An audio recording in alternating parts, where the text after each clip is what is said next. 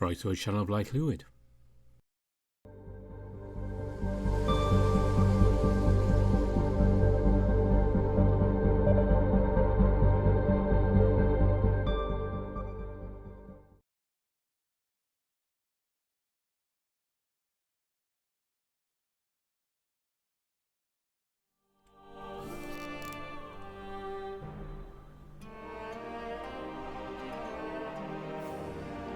And here we are with the finale of Lyre. It's been quite the journey here, and I know I don't talk much about what I think of these VNs. I do, no one ever listens to those sections at the end, but I have to say the entire team has done an amazing job with this one. I've had a lot of fun doing it, and it seems very popular as well, so everyone involved, well done on this.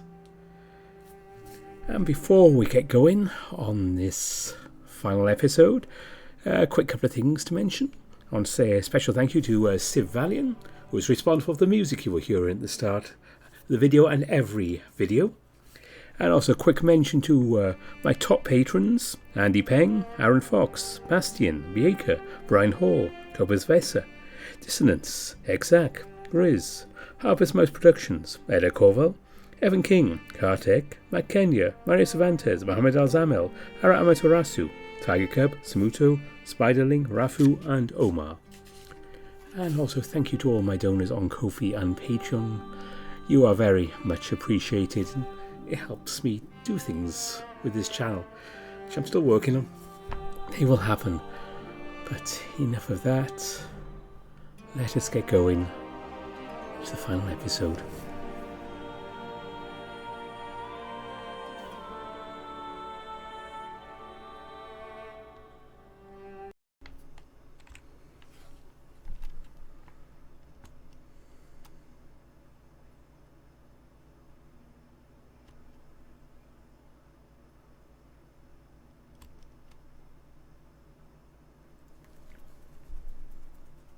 Lyall's padded feet clamber about the floor of the tunnel as he runs his paws along the rough walls. Each step he takes makes his legs feel like they're twisting to a knot. The long cloak draped around his body drags on the damp floor, the hem soaked in cold mud. The long dark cape underneath also becomes lined with a damp stain as it's pulled across the wet surface. Hiding all over the castle and town has been a struggle on his body, having not eaten in days and barely getting any sleep. Still, his face is determined and his stature looks as strong as ever.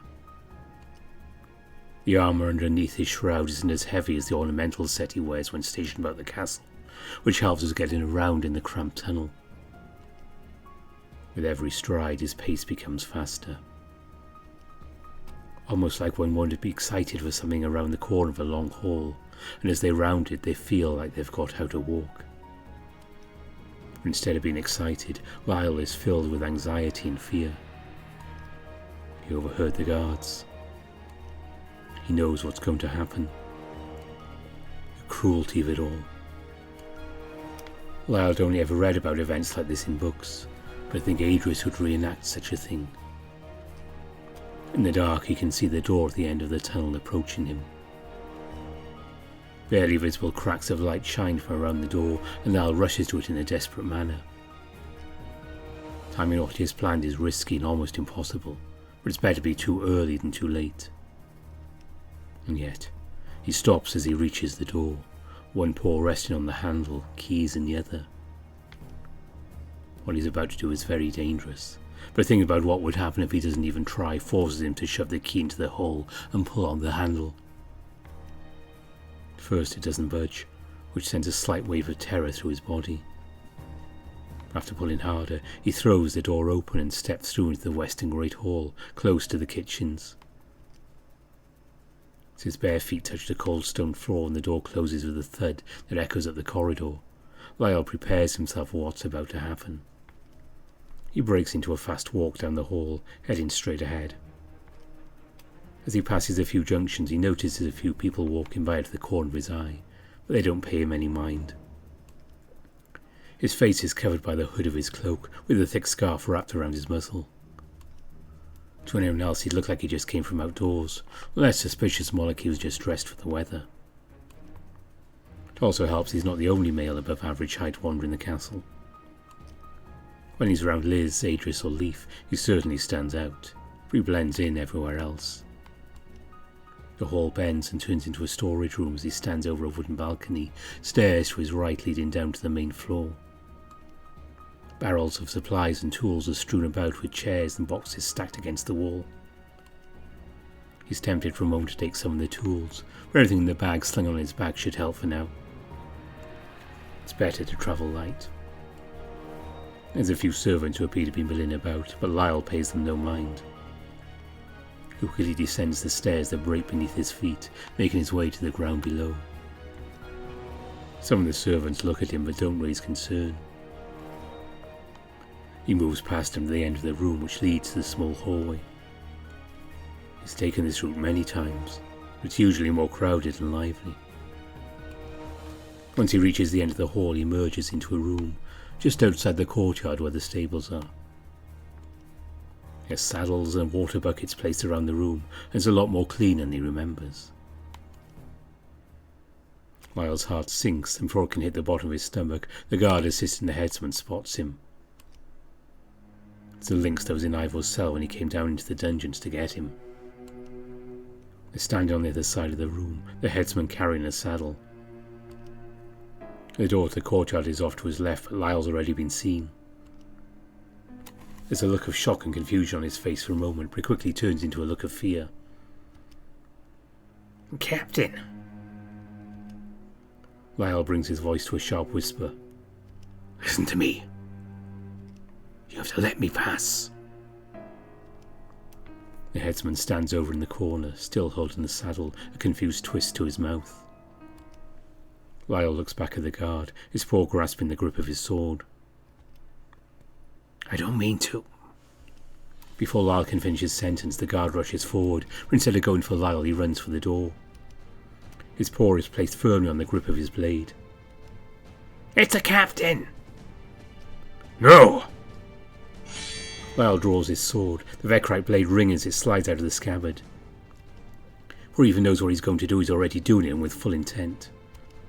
It happens in an instant, but to Lyall as if it's as time slowed down.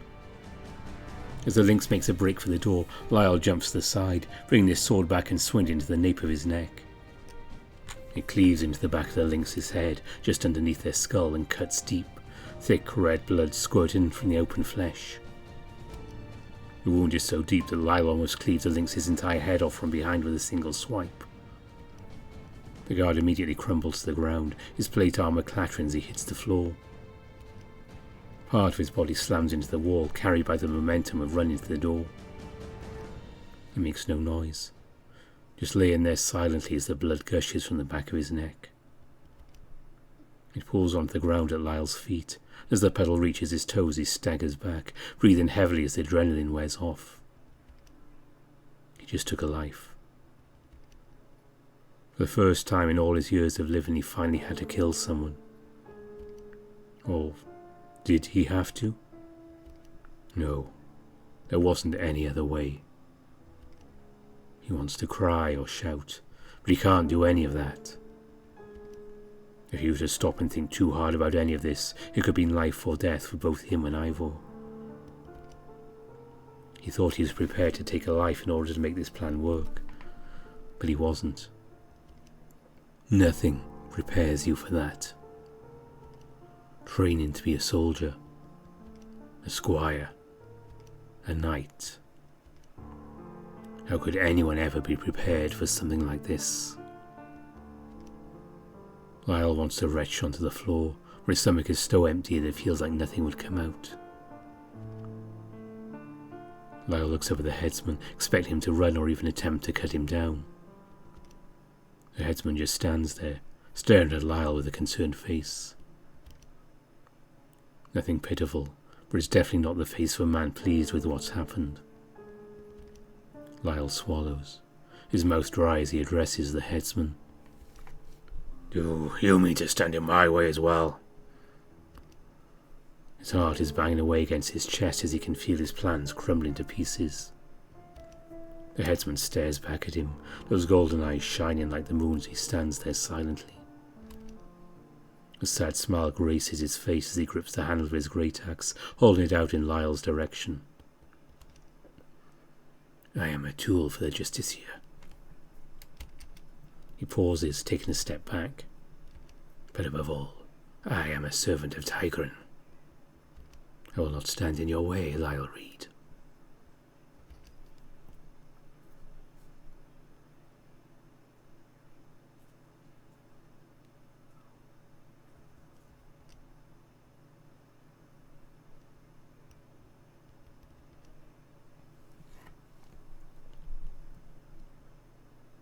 It's impossible trying to separate my dreams from reality.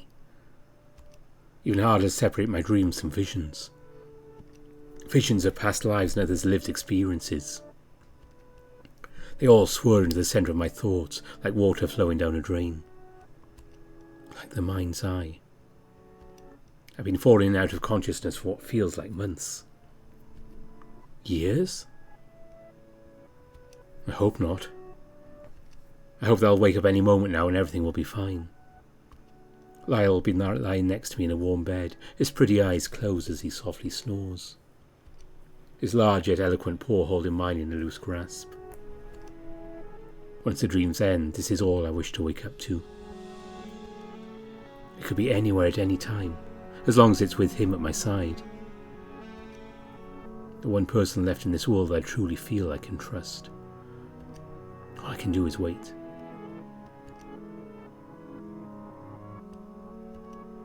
I can't even remember much of what's happened. It's like nothing's happened. Did it ever happen? Through each of the visions, all of the dreams, I'm enveloped by the world around me.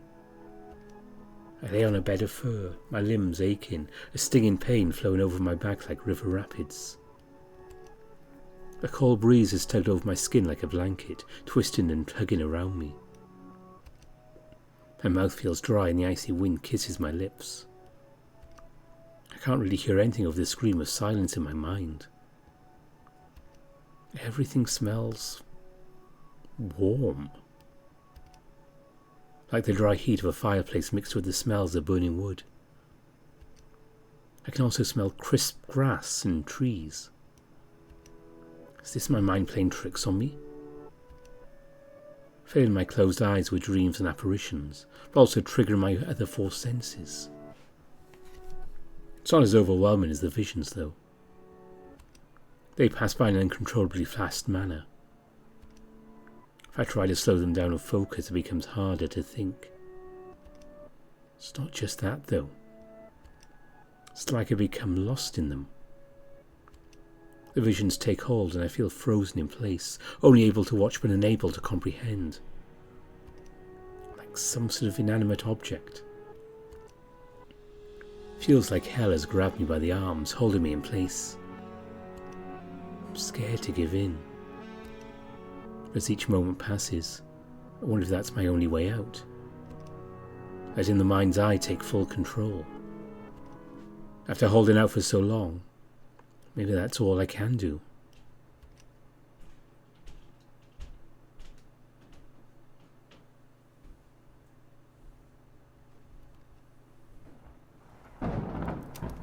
Raynar flinches as lightning strikes over the horizon, fighting against the fireplace and candles to light up the room. He stands in the corner, looking out the window as his heart bangs against his chest.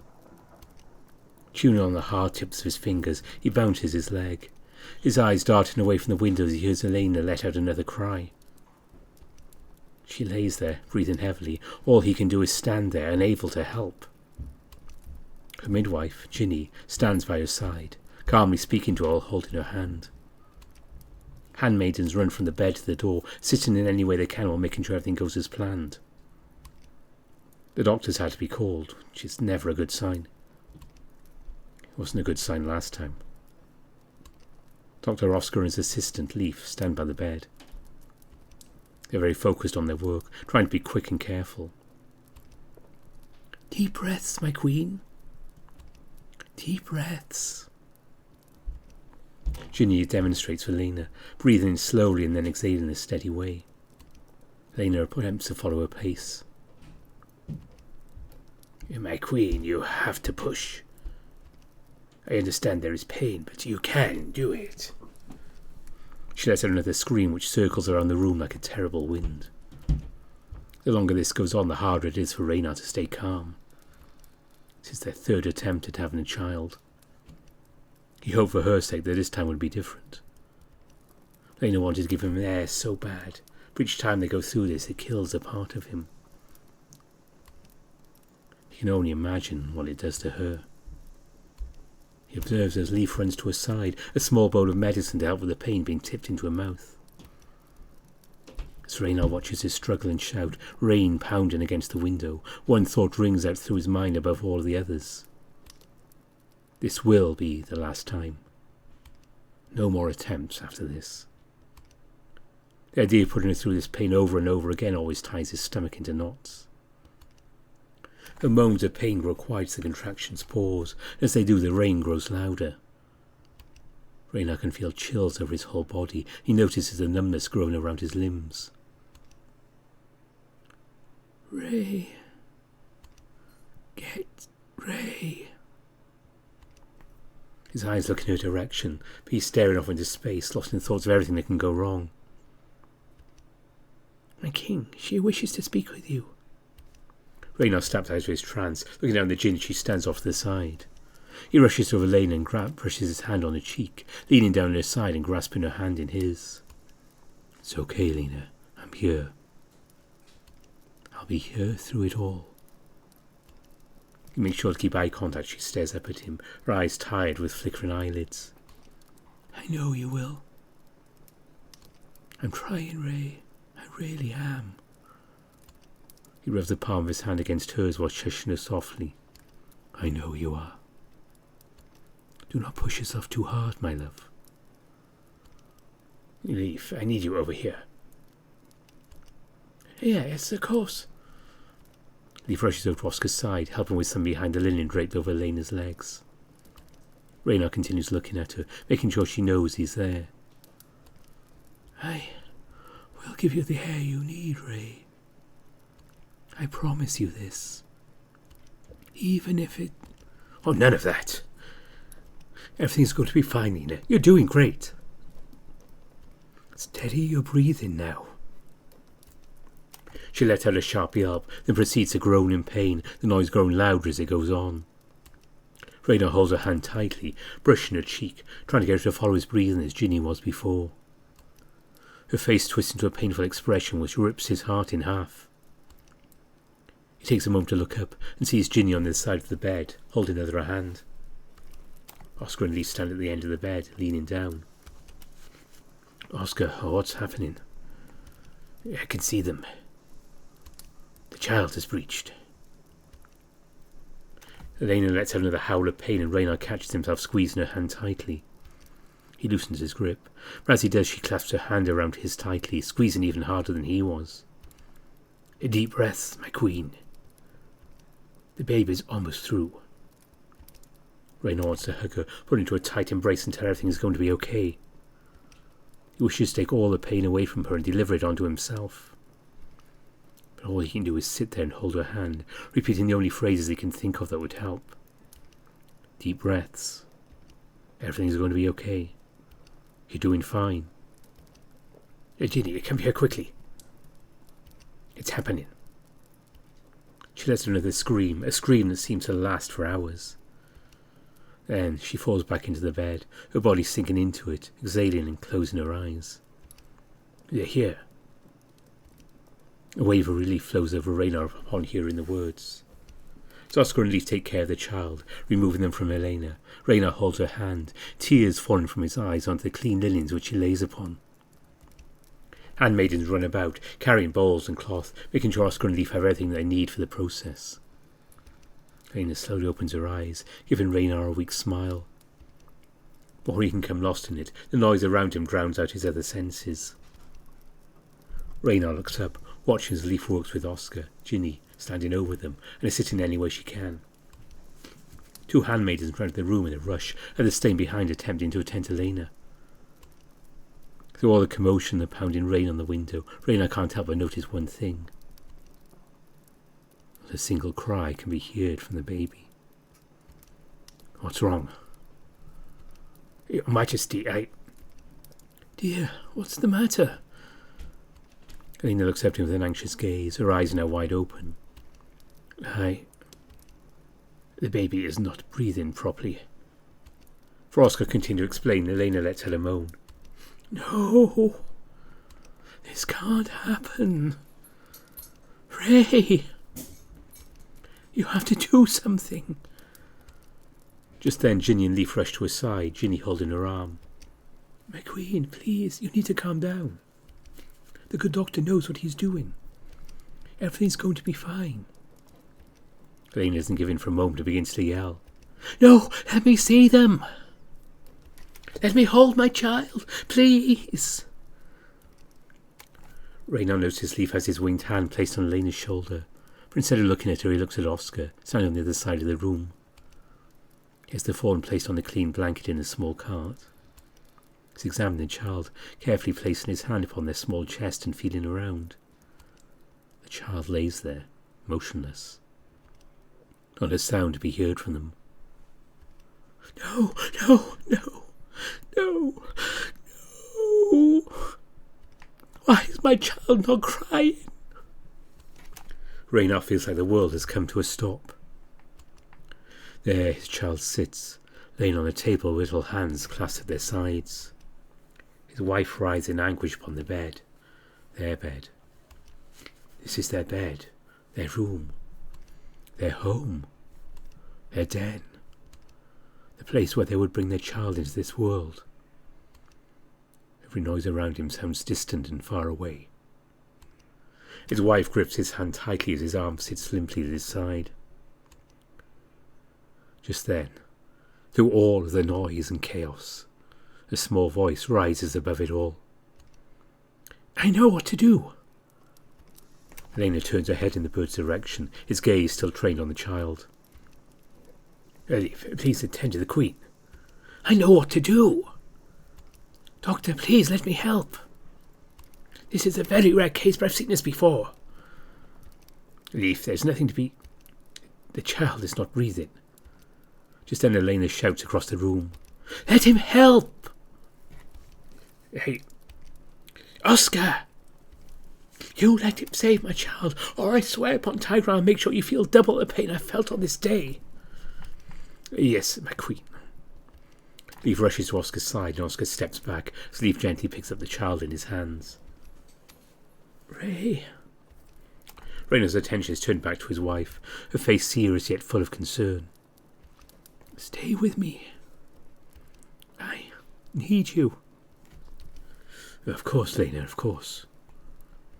He leans down and kisses her on the forehead, running his hand up and down her arm. Are they a prince? Her voice changes to a soft tone. She weakly asks this question. Raynor looks up at Leaf, who's doing delicate compressions on the child's chest, rubbing up and down softly. Our child. Are they a boy or a girl? Leaf doesn't break away from their work for a moment as they answer. You have a beautiful little prince, my queen. Raynor looks back down to Lena. She just stares at the ceiling, swollen as her body trembles. A boy, Lena. We've had a son. She doesn't reply, just continues to stare at the ceiling, blinking away tears that roll over the fur of her face and onto the pillow beneath her head. We've had a little boy. Raynor can feel his own tears begin to spill from his eyes. His voice shakes as he tries to get the words out. The happiest moment of his life hangs in front of him on a string, taunting him. Hanging by a thread. Ready to be ripped away at any moment. As the dark thoughts begin to close in on him like a cloud of smoke, a noise blows it all away. Ginny and Oscar rush to Leaf's side as the boy breaks out into a fit of crying. It sounds like a squealing pig, but to Raynor it's the most wonderful thing he's ever heard. The sound of his son coming back to life. He stands up and looks in the direction of the noise and sees Leaf holding the boy in his arms, rocking him slightly before passing him to the doctor. You've done it. Oh, praise God. Ginny begins to help Oscar wrap the boy in a clean, minty green blanket. Leaf rests his winged hands on the edge of a cart, staring at the floor as he breathes heavily. Raynor wants to run over and lift Leaf up, pulling him to a tight embrace. But he looks down at his wife first. He's never seen her look more relieved. It's as if every worry in the world has left her thoughts, replaced with the sound of their crying child. Ginny quickly brings the boy over to Elaine and passes him to her. You don't need to check on him. We can check on him later. I've never seen a healthier child. But now you may hold him. Elena takes the boy in her arms and cradles him, tears of joy staining the fur of her cheeks. Oh my God, Ray, look at him. He's perfect. He has your nose, Ray, look. Raynor lets out a laugh, which comes out more like a gasp. The taste of his tears invading his mouth, they flow down to the corners of his muzzle. The boy rests in her arms, his little brown eyes open ever so slightly as his nose twitches. He cries and cries, throwing his little arms about with tiny clasped hands. His little hooved feet kick the inside of his blanket sporadically. Yes, I see that. He has your beautiful eyes. She lets out a laugh and cradles her hand beneath his head. Raynor leans down and kisses her on the head a few times, drunk with relief. He then turns to Leaf, who is now standing behind him near the end of the bed. You and Oscar helped assist my wife when she was in pain. But most of all, you saved my son. I can never fully repay you for what you've done tonight. Leaf fiddles with his wings, looking down the ground after being praised so highly. I was just doing my job, Your Majesty. There's no need to thank. Raynor kneels down and pulls the small bird into a tight hug, taking care not to crush him. When he pulls away, the bird's a little dazed, but clasps his wings together, giving a large smile. Ray. Raynor turns around to look at Elena, who's still cradling their son in her arms. You have to name him. Give our son his name. Raynor stands and walks back over to Elena, her smile soft, for her eyes are happy as he's ever seen them. Just then the sound of thunder rattles against the window along with the rain pounding against it. Shadows of the water droplets sliding down the window scatter across the floor and canopy of the bed, creating a mesmerising effect. Raynor looks down at his son, his chubby little arms flayed into his sides as he wails. He's small, even for a baby, but Raynor sees great strength hidden inside of the tiny body. The strength of a king. Raynor smiles and reaches down, the boy grabbing his finger with his tiny hand. You fought hard to come into this world, little one. You have your mother's strength. The boy stops crying for just a moment, but still wiggles about in his mother's arms. Child of the storm, your name will be Adrius. Elena smiles, brushing her hand gently over one of Adrius's small ears. A worthy name for a worthy king.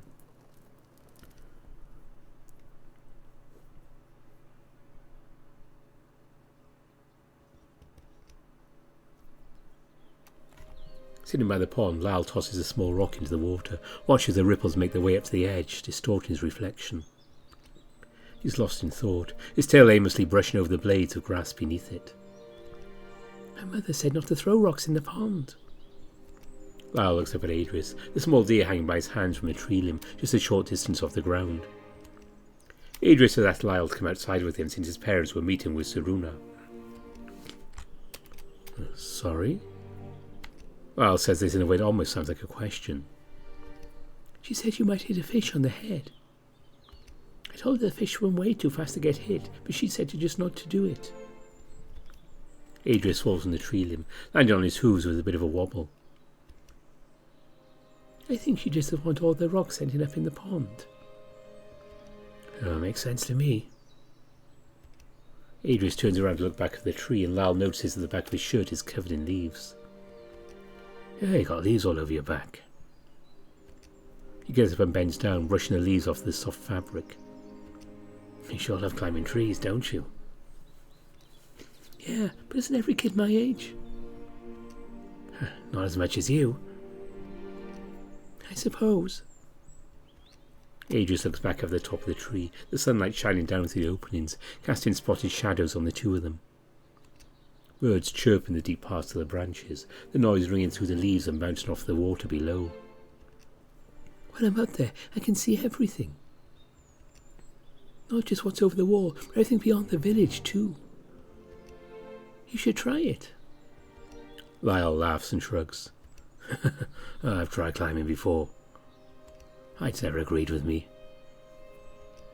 Well then, I guess you won't be getting one of these then. Adrius holds out his hands, showing off 2 ripe dragon apricots which he's knocked onto the ground from the tree. Lyall goes to reach for one quickly, but Adrius pulls them away.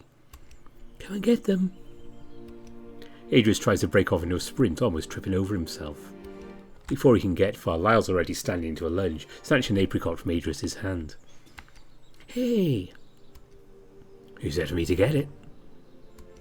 Lyall says this while gesticulating with his head in Adrius's direction, plucking the torn stem off the fruit. Adrius sighs and sits down in front of the pond. Next time, I'm not getting you one if you're not going to play.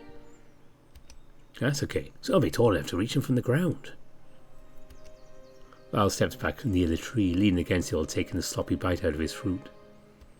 The juice bursts from the opening in the skin, coating his lips in orange liquid. Just how tall are you going to get? Lyall thinks for a moment before answering, drumming his fingers on the skin of the fruit. 210? Wow. That's how tall my father is. I'm probably around his height. Adrius lays back on the grass, looking up at the sky. One day I'll be as tall as my father. I'm sure you will. You're already well on your way to looking like him. Adrius tilts his body to look at Lyall, who gestures with his hand to the top of his own head, between his ears. Oh, yeah. Adrius touches the tips of his small horns, rubbing them carefully. Mother said they actually came in very early. Don't expect them for another year or 2. Lyall smiles, watches Adrius neatly brushes the fur around his horns down with his hands. He remembers how he felt the exact same way when his mane started to come in. By the time your parents and I are back, I wager I'll be twice as tall. Lyall expects another excited bout of boasting from Adrius, but instead is met with silence. Then he watches the small deer's face twist into a frown, his lower lip quivering. Hey, wait, I'm sorry. What's wrong? Is it something I said? Adrius exhales through his nose and sits up, looking behind him where Lyall stands. No, you didn't do anything. I'm scared of Mother and Father going to Driss. He scoots his legs closer to himself, hugging them as he does. Don't ever worry about it, Adrius. They won't be gone long. It's a little bit scary, I know, but you'll be fine. I know that I'll be fine. But what if they aren't? Lyall's hands drop down to his sides, the fruit still cradled in his palm. What do you mean? Adrius takes a deep breath and starts talking in a fast manner. So 2 weeks ago, Mother took me into Auntie Charlotte's to play with John. We had lots of cake and it's all really, really good. Anyway, Auntie Charlotte was talking with Mother about some things. At one point, Mother sent us away. We hid and listened, though. Adrius. I know. Just listen. Auntie Charlotte was telling about how she heard from your friend Edlen's father. He's almost attacked on the road to Driss. What? Lyall drops his fruit on the ground, but doesn't get the chance to mourn the loss of his treat. Is he okay? I said he's almost attacked. By what? Robbers. They tried to catch him in canyons south of Holmes End, but he managed to escape them. That's the northern run. That's the road you'll be taking. And nobody's going to steal from us. I'm not an idiot, Lyall. They do more than just steal. Lyall can tell how afraid Adrius is from his voice alone, the way it shakes with each word. Adrius. A couple of bandits aren't going to be a threat to us at all. They wouldn't dare attack the king's own entourage. Hundreds of armed men will be guarding your parents. If you ask me, a good 10 would do. Lyall leans back against a tree, lightly scratching his claws into the bark. Fear is a self-fulfilling prophecy, Adrius. You shouldn't have to worry about a thing like that. But the way Charlotte described it, I wish I could come too. Lyall scuffed the heels of his feet against the grass, looking over the branches of the tree. So do I. That's not my place. The air grows silent before Lyall can let things get too quiet, little dear. He tries to assure him. Our brain wants to use this as a learning opportunity for me. I'll make sure your parents' carriage doesn't so much as hit a bump in the road. Do you mean it? Adrius whips around, hands placed firmly on the grass beneath where he sits. Of course. You promise? Lyall walks over to him and sits down, resting his paw on the small deer's back. I promise. Adrius leans into him, his head resting against Lyall's side. That makes me feel better. You're a prodigy when it comes to using a sword. I watch you duel in the courtyard all the time from my chamber window. Aye. All the time? Mm-hmm. Adrius nods his head, poking one of his horns into the side of Lyall's arm. Lyall gulps, thinking back to the time he snuck Edan into the courtyard with him to teach him the different forms he'd learned. One would hope Adrius didn't see that. Okay, well. He coughs into his fist, leaning back a bit. I'm certain that everything is going to go smooth as butter. Thank you. They sit there for a moment and Adrius already decides to jump to another topic. Do you want to go to Auntie Charlotte's with me later? She promised me lemon cakes last time I saw her. Lyall shifted in his seated position after hearing this. Lemon cakes sound great right now. He already has a prior engagement. Sorry, little guy. I'm going to see Edan later. Maybe next time. Lyall stands up from the ground, wiping the grass and dirt from the seat of his trousers. Adrius shifts in his resting position and turns toward the entrance to the garden. Mother! Adrius gets to his knee and rises from the ground, wiping the grass and dirt from his legs. Lyall turns around and sees Queen Elena, followed by a few handmaidens. She turns and stops on the entrance, letting them know with a simple hand gesture she doesn't need to be followed. Hello, sweetie. I see you're having fun. Yep. Little Dee gallops up to her and she takes him in her arms, patting his head with her hand. She looks at Lyall and gives a small bow in her direction while grinning. She smiles back at him with that smile so warm it could melt ice. Hello, Lyall. I'm glad I was able to find you out here. I figured I'd wait until I knew you weren't out here before sending a servant to fetch you. Lyall scratches the back of his ear shyly and gives a sheepish grin. Is there anything I can help? I got this for you. Adrius holds up the fruit in his hand, reaching as high as he can. Lyall had wondered why Adrius wasn't eating it. Elena smiles down at him and takes the fruit. Perfectly ripe. You're so thoughtful. Thank you, sweetie. She leans down, kissing the top of his head. Adrius, why don't you go and play by the berry bushes for a while? I need to speak with Lyall for a moment. Adrius takes a moment to respond, but eventually agrees. Sure. He runs off towards the bushes and sits down in front of them, probably looking for bugs. Lyall shakes his attention away from the boy and turns back to Elena, looks as if she's excited to tell him something. Irena and I spoke with Seruna about certain things and need to be looked after while we're gone. However, we also brought up Lord Bryn's proposal with Seruna. You did? Yes, I'm happy to tell you he thinks it's a great idea. Lyall clapped his hands together firmly, almost jumping for joy. So when I get there... For a few days you'll be getting special training from the leader of Drizz's Palace Guard, Captain Drazen. Oh God, this is a dream come true. He's the greatest spearman in all of Drizz. They say he could throw a spear over 30 meters and still never miss his target. I wonder if I can beat him in a duel. Lyall places his paw over his muzzle, shutting himself up. Elena simply laughs, shaking her head while tossing the fruit Adrius gave her between her hands.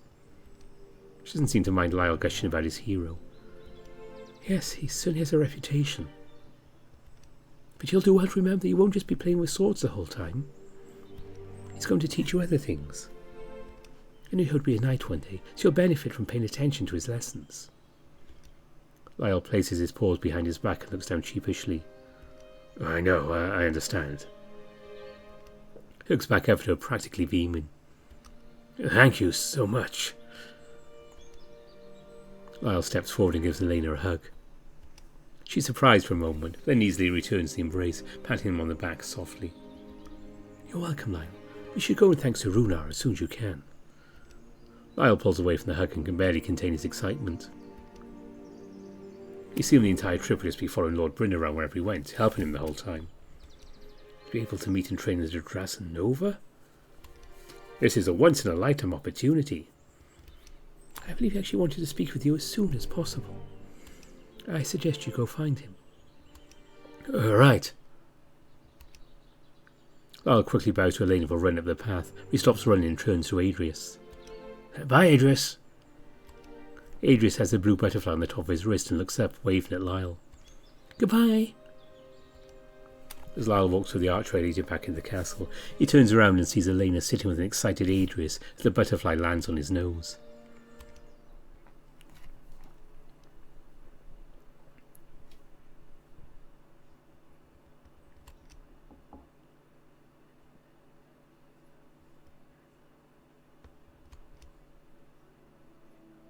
Elena jumps into sleep after hearing a knock at the door. Raynar, sleeping like a rock, doesn't move one bit. She slides out of bed, her nightrobe flowing behind her as she walks to the door. Mother? When she hears the voice of her son, she pulls the handle and opens the door for him. Sweetie, what's wrong? Can you not sleep? He stands in the doorway, his little ears turned back. I had a really bad dream. The boy looks ready to burst into tears, but seems to be holding them back pretty well. Did you not tell the maid? I told her I wanted to see you. How did you sneak past the guards? There's no sneaking around Sir Bjorn. They let me up here. She turns around to look at Raynar, who still hides under the covers, his antlers and ears poking out from the top of the blanket. He continues to sleep, snoring softly like he always does. Okay, come on in. We have to be very quiet. Father is sleeping and needs his rest when we leave tomorrow. Okay. He whispers this, giving a tiny smile before quietly walking into the room. To closing the door, she takes his hand and leads him to the sofa by the east window. Now, what was your dream about? She sits down on the sofa and Adrius hops onto her lap, resting his head against her. It was a normal dream at first. A lot of weird things were happening. None of it made any sense. There's one part scared me a lot, though. I was outside playing in the garden. The grass in the garden was all yellow, though. Dead grass? No. Yellow as if it were made of gold. All the plants were like that, too. There was this anthill. It was in between two bricks on the path. I almost stepped on it too, but I stopped myself. Then I saw me. What do you mean? It was just me. Adrius holds her hand tighter and Elena places her chin upon the top of his head. He walked up to where the anthill was, holding a wooden pail, smiling at me in a creepy way. Inside the bucket was fire and he poured it into the anthill. The fire moved like water, so he poured it down the top entrance. He did this, the ants crawled upon my legs, biting me all over. I was so scared when he tossed the fire onto my legs. It didn't burn at all, but all of the ants died. Then he held out his hand to help me up. The entire time I could hear his loud drums and yelling. Elena rubbed his back with her hand, rocking him slightly as he leans into her. When I took his hand, I woke up. Adrius, it was just a bad dream. Nothing to be afraid of. I know, but I'm still scared. I don't want you to go to Driz. After hearing this, Elena hugs him tightly. Oh, sweetie. Why can't I come with you? he says with his face pressed into her body, his voice muffled by a robe. Adrius, it's as we said before. Mistabix Nossian must always look after the throne. She pulls him away and rests her hands on his shoulders. Aren't you excited about that? I don't know. You'll be like looking after the entire kingdom. You can sit on the throne and take care of everything. Sounds hard. Oh, believe me, it is. Your grandfather will be helping you, though. That will make things much easier. She pokes his nose while saying this, making him giggle softly. You're going to be a wonderful king one day. This will be a fun test for you. Like a learning experience. Exactly. They sit there for a moment long before Adrius breaks the silence, wiping his eyes. Can you sing to me like you used to? Elena looks over at Raynar, who still lies still on the bed. His soft snores are quite ambience for the conversation. Quietly? All right. Then you're going right back to bed, little prince. He eagerly nods and then rests on her. Elena intones a small tune to test her vocals for humming a song.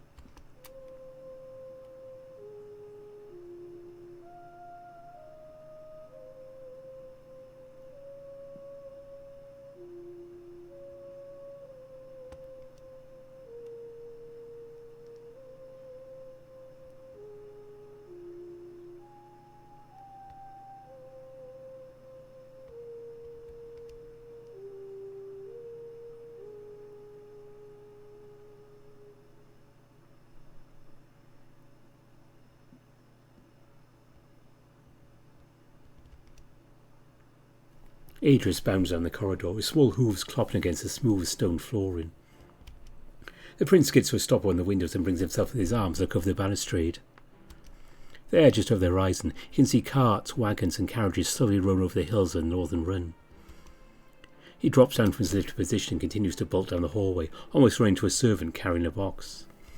Sorry, He twists around while running to apologise, the servant shaking their head in bemusement. As he runs, he keeps his focus on the carriages, watching as they draw closer. The beams and pillars on the balcony pass by in a blur as he continues his sprint. Then he stops. If it wasn't for his youthful agility, he would surely fell over, come to a stop so suddenly. His eyes stay focused on the caravan and he walks up to the balustrade once more. This time he stands on the base, planting his hooves on the small slab of stone near the bottom. There's not as many wagons now. Some of them were carrying goods that need to be traded, so of course this was inevitable. Still, Adrius knew those wagons should have come back, empty or not. Surely there should be more in the entourage. He knows there should be more. Then he notices the soldiers. It's hard to distinguish from the squires and stable boys as both trudge on the carts. Some look dreadfully tired while others ride in the carts, their heads down. Adrius can even see what looks to be injured men. Some laying on the floors of wagons, others being helped along by their fellow men, armed around each other's shoulders. Adrius starts to feel a lump form in his throat, but the fear instead settles in his stomach. It churns and twists inside of him as his eyes dance over each cluster of men. Some of the carts they've been carried in look new. Not made from the same wood as the ones from around Lyre. Ginny rounds a corner, slowly walking down the hall. Adrius bites his cheek when he sees the last wagon row of the hillside, not followed by any others. Doing another scan, Adrius realises that amongst all of these things, one thing stands out to him the most. Come along, my prince. Your mother and father have returned. Yes, it's a question he wanted an answer to the moment he first looked out the window. A question he's been asking himself since he first laid eyes upon the entourage. Where is the royal carriage? Adrius drops from the support, landing on his hands and knees. My prince? He ignores her, rising in a sprint, almost tripping over himself. His breath is fast, his legs are unsteady as he darts down the corridor. All Ginny will be able to hear is the fast clopping of hooves against smooth stone flooring.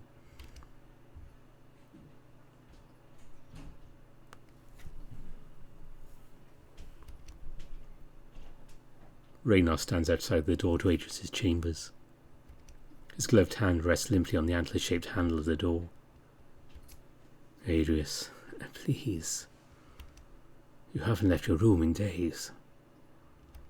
He speaks through the crack in the centre of the door as his muzzle arm was pressed against it. There's no response from the inside. The servants tell me you haven't been eating. Your mother wouldn't want this. Still no response.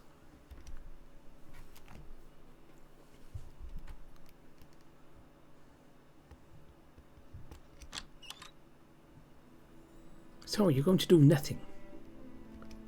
Adrius stands in the doorway to his father's room, the king's expression turning to a frown. That is not what I said. And yet it's what will happen anyway. Adrius barges past him into the room, his father stepping back and letting him in, closing the door behind him with a thud. Oh, of course. You know, I'd really rather you question me in front of the entire court than whatever this is. This? It's a private conversation where more can be said than what's spoken in front of the court. What do you not like that? Raynar's nose twitches and he walks over the wine by the cupboard. What are your issues? Ask Leaf. I'm sure he tells you everything. Raynar's shoulders slump and he lets out a sigh. He finishes pouring 2 cups of red wine and returns to bring one to Adrius. Not those issues. Adrius, now sitting on the end of the bed, takes the cup and rests it in his lap, holding it with both hands. Attitude lies with the fact you refuse to take any action. Here we are in a time of peace, but it's not like that everywhere. You think I don't know this? Adrius, I'm doing everything in my power to solve the problems to our south. Dres has absolute control of the territory where half of the problem is.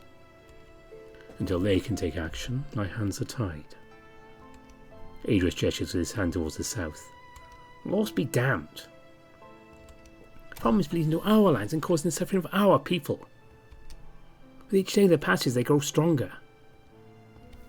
That barren wasteland keeps spilling them onto our lands, and you want to sit there and say we're powerless? Raynar lets out a sigh and pinches the bridge of his nose. We need to fight back against this problem, with or without Dres's permission. I know the small steps I take in order to solve these problems go unappreciated, but it's the only route we can take.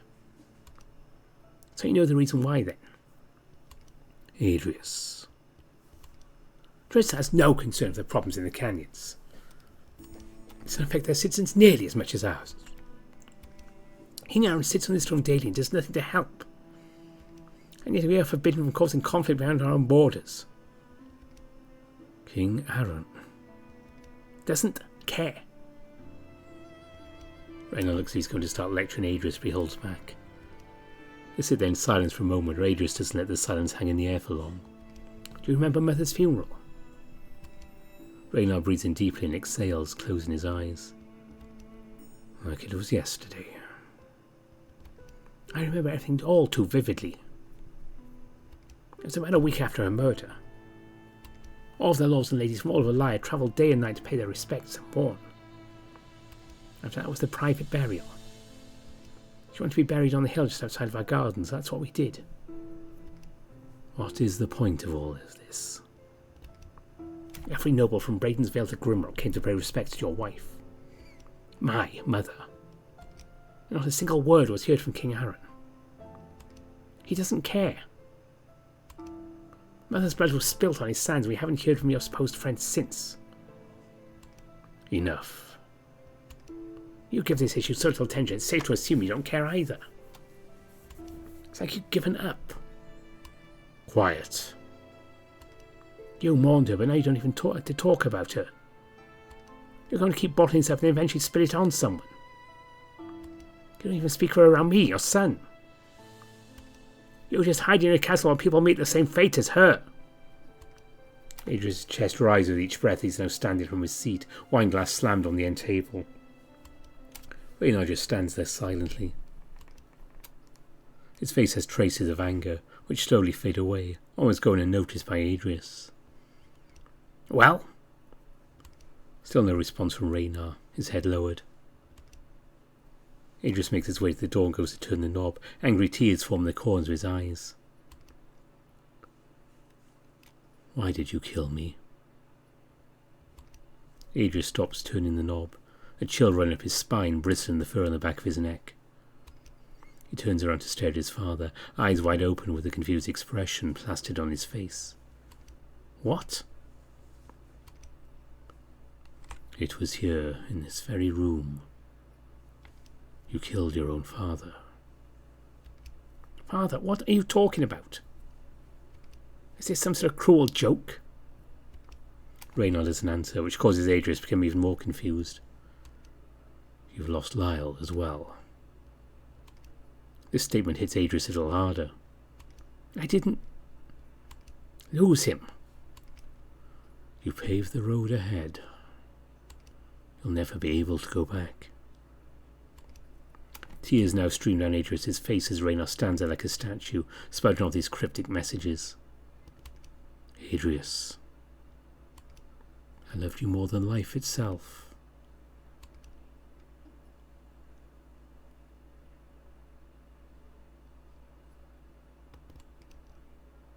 You don't even know what you're running from anymore.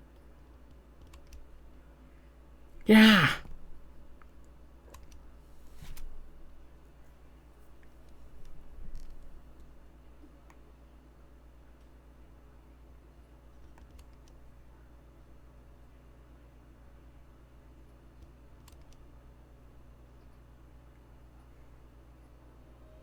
Adrius lunges forward in his bed, the deer's chest heaving as he chokes on his first deep breath.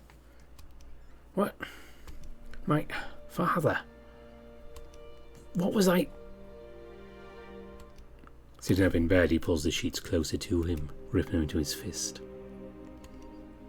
The nightmare he'd had just fades away as suddenly as it came, like water evaporating on a hot summer's day. His father was angry with him? No, disappointed. Arguing. Adrius sits there for a moment, his mind desperately grasping the air for the dream, but to no avail. Adrius tosses the covers from his body, the cold morning air rushing over his fur. Looking outside the window, he realizes it's closer to noon than morning. He must have slept in. He brings his hand to his bare chest, sliding his fingers across until he finds a necklace hanging around his neck. Rubbing the soft part of his fingers over the piece of gold, he can feel the shape of the antlers on its base. It was his mother's. After this, he brings his hands up to his head, firmly rubbing the area his antler is missing. A small bit of bone still lingers, but hasn't had enough time to heal properly in order to start growing once more. He then rubs his muzzle, the scar still feeling fresh, but it's healed for the most part. It's nice to not need the bandages anymore, as they were becoming a pain for him. Only that, for as much as he wished he had both antlers, it's nice to have one less sharp, pointy object to accidentally ram through the headboard of the bed. Adrius turns to look at the bed he's sitting on. His father's bed. The king's chambers. The entire room being given to him upon ascending to the throne. Of course, only after they'd managed to fix the place up. Adrius' own room, however, is still being renovated. So this is the only place he can sleep for the time being. It's only natural that he does sleep here. He's the king, after all. His own room is merely a personal choice. Throwing his legs over the right side of the bed, his hoof feet touch the floor below and rest for a moment. A sharp head pain overcomes him and he arches his back, leaning his head down between his legs. He takes a sharp breath in through his teeth while clenching them. As he's recovering, there's a knock on the door. Leaf? It is my king. Adrius looks down at himself, seeing he's only in his undergarments. It's only Leaf, so no need to look presentable. Come in. Adrius hears the jingle of keys and the sound of the door unlocking, a loud thud as the mechanisms fall into place. Leaf pushes the door open and shuffles into the room.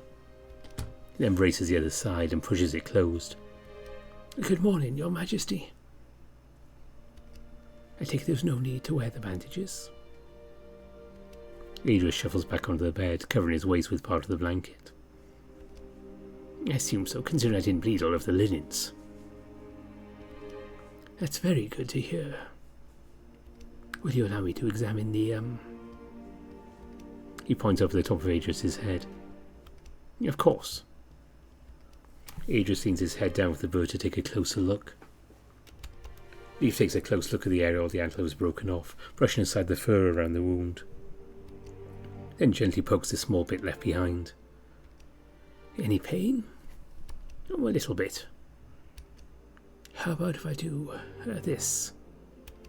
Leaf presses down firmly on the top, which causes a small shock of pain which then spreads around the area.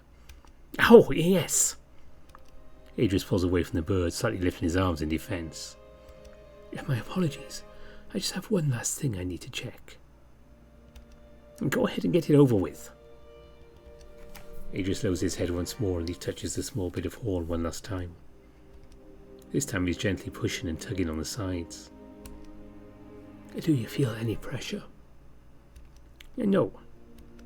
Leaf pulls his hand away and falls silent, not saying a word. Is that everything? Yes. How is it? Leaf takes a moment to respond while weakly coughing into his arm. It may take a bit more time to heal than we originally thought. No growth formula? No, that would not be advised. It's best to let it happen naturally. I've been in contact with the Royal Smith to have a temporary prosthetic made. Your new crown will also be finished soon. As you requested, it will resemble the crown of your great-grandfather. All right. Yes, sir. Very good. Adrius slides out of bed once more, standing up and walking over the wardrobe in the corner. He pulls out the lowest drawer and lifts a pair of black trousers from it. So, where is Liz? I'd like to know if there's anything on the agenda they don't know about. Fortunately, I can tell you that personally. About an hour after noon, there are several citizens who have made appointments to speak with you and your councillors about certain matters. Adrius pulls the trouser up around his waist and buttons the top, then reaches for a lilac shirt folded neatly in the middle of the compartment. Other than that, it is a mostly uneventful day. However, I'm not just up here to check on your injuries. Yo. Liz was the one who sent me. She wishes to speak with you. She can come and see me whenever she likes. Adrius finishes putting on the first layer of clothing and begins buttoning his vest. She was actually very insistent that you meet her in the court chambers. Adrius freezes while buttoning the last button on his vest. Very well. Has Bjorn recovered yet? I know, I'm afraid he hasn't. Be sure to let me know as soon as he wakes. Of course. A few moments pass as Adrius progresses with the rest of the process of dressing himself. Are you well? Never better. Why? You seem a bit stressed. Adrius turns around, looking down at the bird. I'm only tired, that's all. Are you absolutely sure? Of course. Leaf rocks back and forth on his feet before prying again. I'm not just talking about your physical health. I want to know how you're doing after everything that's happened. Things haven't begun to slow down until recently, and ever since all this chaos started, you seem...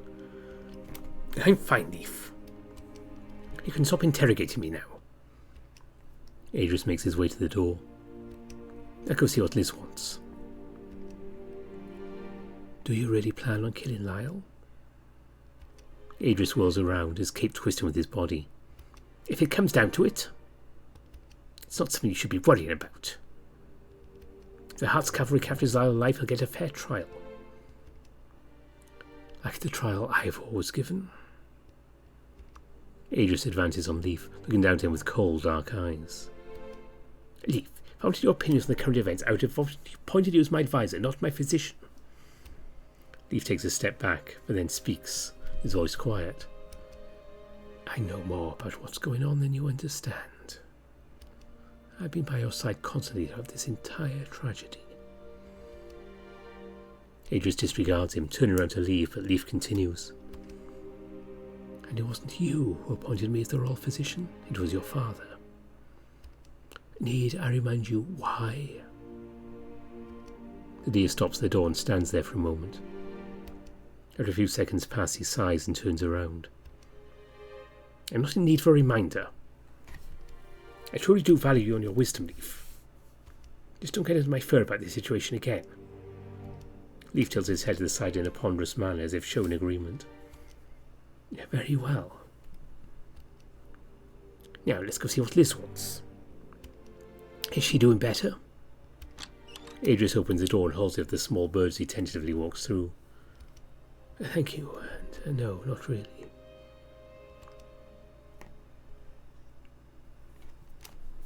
Leaf scuttles ahead of Adrius to the chamber door and pulls it open, holding it for him. Adrius strides through, and as he enters, his eyes adjust to the dim candlelit room. Candlelit throughout the room, and letters and books clutter the table. On the other side of the room, at the end of the table, Liz stands over an old, large book, among several other pieces of parchment and scrolls. She looks tired, her hair tied back messily and his eyes bloodshot. She's also visibly drunk. In front of her on the table sits a chalice full of wine, along with a couple of empty bottles. She stands up from her chair, a scowl upon her face as Adrius enters the room. Dear God, have you even slept? Leaf quietly follows behind him, closing the door and standing by it. Letters. She picks up a scroll and throws it across the table. Adrius leans over and catches it before it lands on the table. From who? Adrius. Adrius's fingers tense around the papers. He unrolls it carefully. Holding it up to a candle, he reads it to himself. My sons and I offer you our sincere condolences for the murder of your father. King Raynar will hold a special place in all of our hearts. We pray for the prosperity of your kingdom and wish you good health. Aaron Starfall. I can already see you're mad. Reasonably so. King Aaron only wants to touch on the subject of a death in the family as a form of risk management. Adrius crumples up the letter and throws it to the side. That's important, Adrius. Relax, it's not even his handwriting. I've helped Father answer and send letters the last 3 years. At the accident, his hand's never quite recovered. Liz slumps back into a chair, pinching the bridge of her nose. Leaf goes over to her side, placing his wing on her hand. Anything else of importance? Liz sits up in her chair slightly, reaching for a letter on the table. You know me. I save the best for last. A letter from the Judge of Holmes End. She clears her throat and reads out what's written down on the piece of parchment. We've had numerous attacks from the northern sides of the canyons. Several villages and settlements south of Holmes End have been bombarded with raids. Hafton is a ruin. I urge you to make contact with the King of Riz in order to formulate a solution. She rolls up the letter and tosses it back on the table, taking a sip from her chalice. Adrius leans on the table, anger burning deep inside of him. With each word she spoke, his rage festered. Call upon the royal army. Have them march on the canyons and kill every single bandit, criminal and barbarian. Adrius. Come winter's end, I want that entire nest wiped out. Man, woman and child, I won't rest until that stain is wiped from the map. We can't do that. Without Driss's cooperation, we can't march on their lands. Your father knew this, and I'm completely certain you know it. I don't care if you don't agree with it, you know this is the right choice. Leaf picks up the letter and reads it over, clearly nervous about what's happening. Crossing their border will do more damage than what's already been done. No, they have lost complete control over that part of the territory. No matter how many troops they send in to clear out the main road, the heart of the problem will always continue to grow. They focus so much on their manpower towards building and cultivating the size of their kingdom, they let others drown the problems they breed while continue to rise above those beneath them. Driss used his faith as a tool of deception, a beacon for those around them, yet they're fully content with letting everyone be consumed by the blood-stained sands. Listen to me. She slapped her hand on the table in exasperation. It won't work out the way you want it to.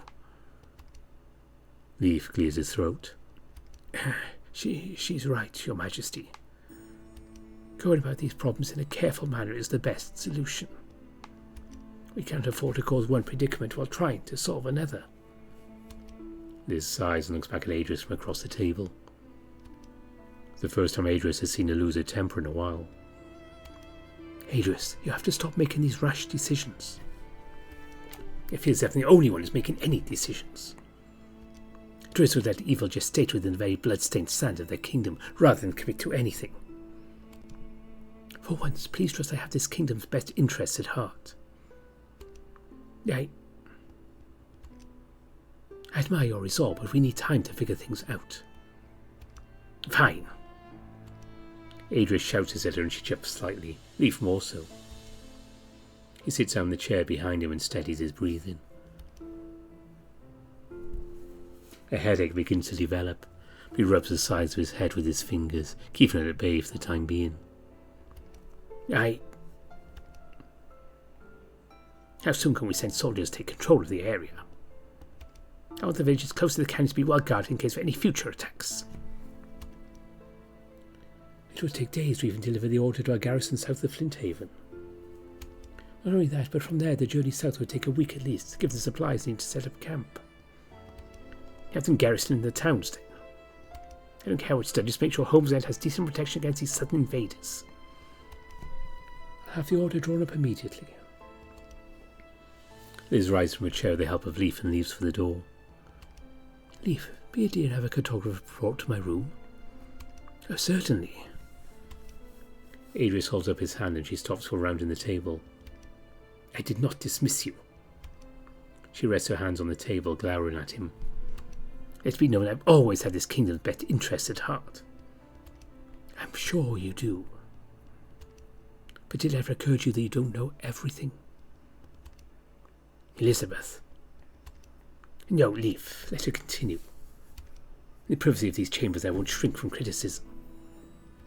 As a figurehead I can't be questioned, but as a king. Adrius sits up in his chair, resting his hand underneath his chin. Go on, Liz. I want you to be honest with me. Your Majesty, she's intoxicated. She doesn't mean... I'm fine, Leaf. She mutters this in his direction while gritting her teeth and he steps back. We've received no word from Erin on the subject of Lord Ifor. None. If we'd kept him as a hostage, we might have been on a better track towards clarity, but here we stand. No Iranian lord, no answers. She takes in a deep breath and exhales, a hysterical expression appearing on her face. Not only have we lost Lord Ifor, but Lyall has run off with him, only God knows where. Lyall Reed. I understand your constant ill treatment of him would lead you to forget this, but he is the only son of Lord Marcus Reed. They're a small house now, but still one of the oldest, most powerful, aside from your own. I've just had to send his Lord Father a letter telling him his son has committed murder, treason, has run away with a man known for killing the king. Is it somehow my fault? In a small part, yes. Sending Ifor to his death like that was never going to work out. It's a dramatic display at best, and now we have to deal with it. You need to use him as an example. Let him escape was never my intention. All traditions be damned. His execution was a game for you. Toying with a man's life like that. I voted him innocent for a reason. And why did you vote him innocent? What? I've been wondering for days. Adrius leans back in his chair, a scowl growing on his face. Liz gives him no answer and he sighs. I'll ask again some other time. Is that everything? For now. I'll think about what you said. However, I know your mission Driss was somewhat successful, but it's clear that situation with Driss has become far worse. I will be taking action if things proceed down this path. Silence follows the room aside from the sound of Leaf nervously shuffling in the corner of the room. Go and rest, Liz. We'll speak more on this later. Liz takes a book off the table along with a few scrolls and briskly walks to the door. She rests her free hand on the door handle and turns to Adrius. Adrius. What? I'm on your side, whether you want to believe it or not. And I truly do care for you. He shuffles in his seat and turns, looking at her. I know. That's what I like about you. Your unwavering allegiance. Rest well. She opens the door and steps through the doorway, the sound of her shoes tapping against the floor as she walks off. The door closes by itself with a soft thud, echoing throughout the room. Elif. Yes, Your Majesty. Adrius rubs the spot where his antler should be. I feel a headache coming on. Cancel the appointments I have later. Of course, Your Majesty. Would you like some medicine for the pain? Very much, yes. Adrius rises from his seat and picks up the crumpled letter from Driz. After standing, the pain becomes more apparent. He slowly makes his way to the door, which Leaf graciously opens for him. Once he steps through the doorway, an odd feeling washes over him. It's a feeling similar to how one would feel after waking up from drinking too much the night before. Waking up to an unfamiliar surrounding. Or somewhere you shouldn't be. Where did... He turns to Leaf as a puzzled gaze behind his mask. I'll be in my room if needed.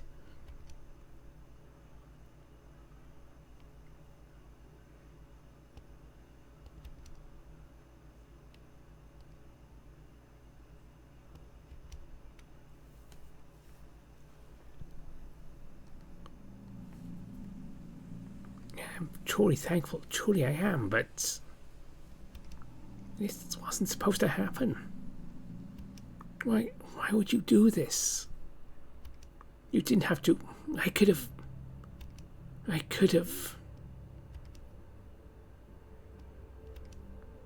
I did it for you, Al. Because I love you. Huh. I suppose even a god would find it hard to love and be wise all at once.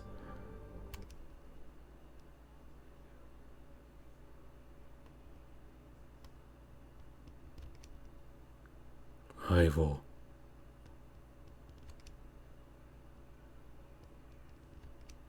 You're safe for now. You must go to the Temple of Hyeta. It is south of Drizian Canyons.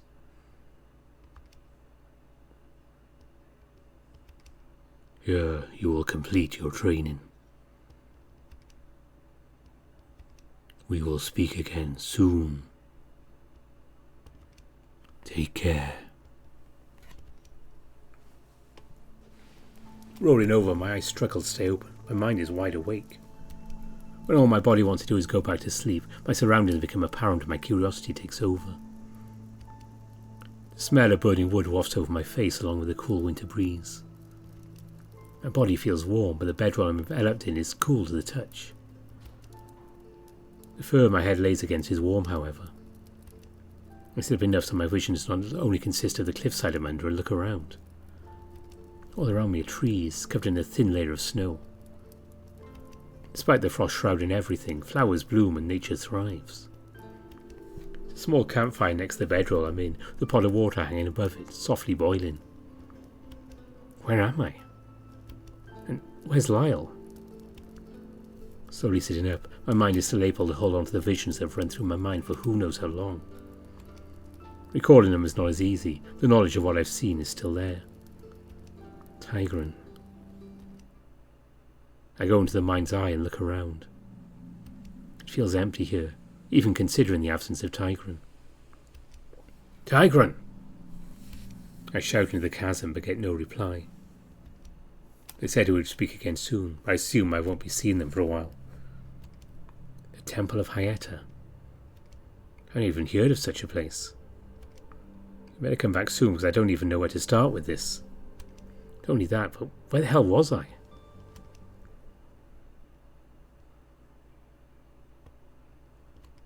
I come back to the small camp where I'm laying down.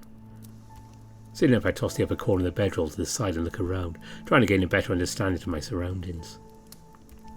A horse who feels familiar stands close by, hitched onto a tree with a fur blanket draped over them. After remembering where I am and what's happened, I realise that this is the horse Lyall was riding. There's a water skin laying at my feet and I reach for it, popping the cork. I stick my finger inside and tip the skin to the side. I bring the tip of my finger to my mouth and taste it. It's definitely water, and it's cold too. I put the opening to my mouth and begin to guzzle down the contents. It's like drinking the water from a melted glacier, more fresh than anything I've had over the past month. I pull the skin away from my mouth, gasping for breath, the crisp air tickling the inside of my mouth. Looking around while I quench my thirst, I notice a specific thing among the camp supplies strewn about. It's a clothing line stretched from the top of the small cliff all the way down to the same tree the horse is hitched to. A pair of trousers and a white shirt hang from this line, along with a towel and even a pair of undergarments. These clothes are definitely Lyall's. I've seen him in that shirt on multiple occasions. In between the clothing there's a lantern with a blue flame dancing on its candle. Vitality fire. I assume it's there to keep the drying clothes from freezing stiff, but as I look around I notice there's no frost on any of the grass around it. It's like I'm nestled in a small circle of the forest that's unaffected by the frigid weather around it. I look to my left and see a small cloth with small red berries nestled in it, along with a large green apple. Not terribly hungry at the moment, but I sense that will change soon. I decide to take a few berries, examining them first. They're wintergreen berries, the kind I used to eat as a kid. I pop a few in my mouth and the flavour is stiff at first. After chewing for a moment the taste becomes a bit stronger and my tongue relaxes into it. Out of the corner of my eye I spot a book left open at the base of my bedroll. About to reach for it but I hear a noise in the distance. The noise of rustling bushes echoes through the fog along with the sound of twigs snapping. It could be a small animal, but as the sound draws nearer, the inches are much larger than the squirrel or hare. From out of the fog I see a pair of tall, pointy ears peek out from behind a large bush. The wolf steps over the snowy shrubbery, a bow slung over his shoulder with a pail of water in one hand and an expired turkey in the other. Our eyes meet and the world freezes. Ifor, you're awake. He sets the pail and turkey onto the ground and rushes over to me.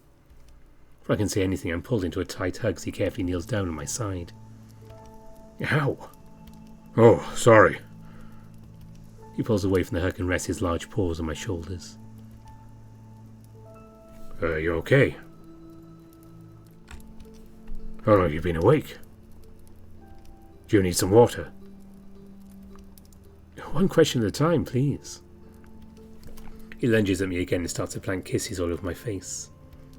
I'm pushed back on the bedroll and pinned down by his weight.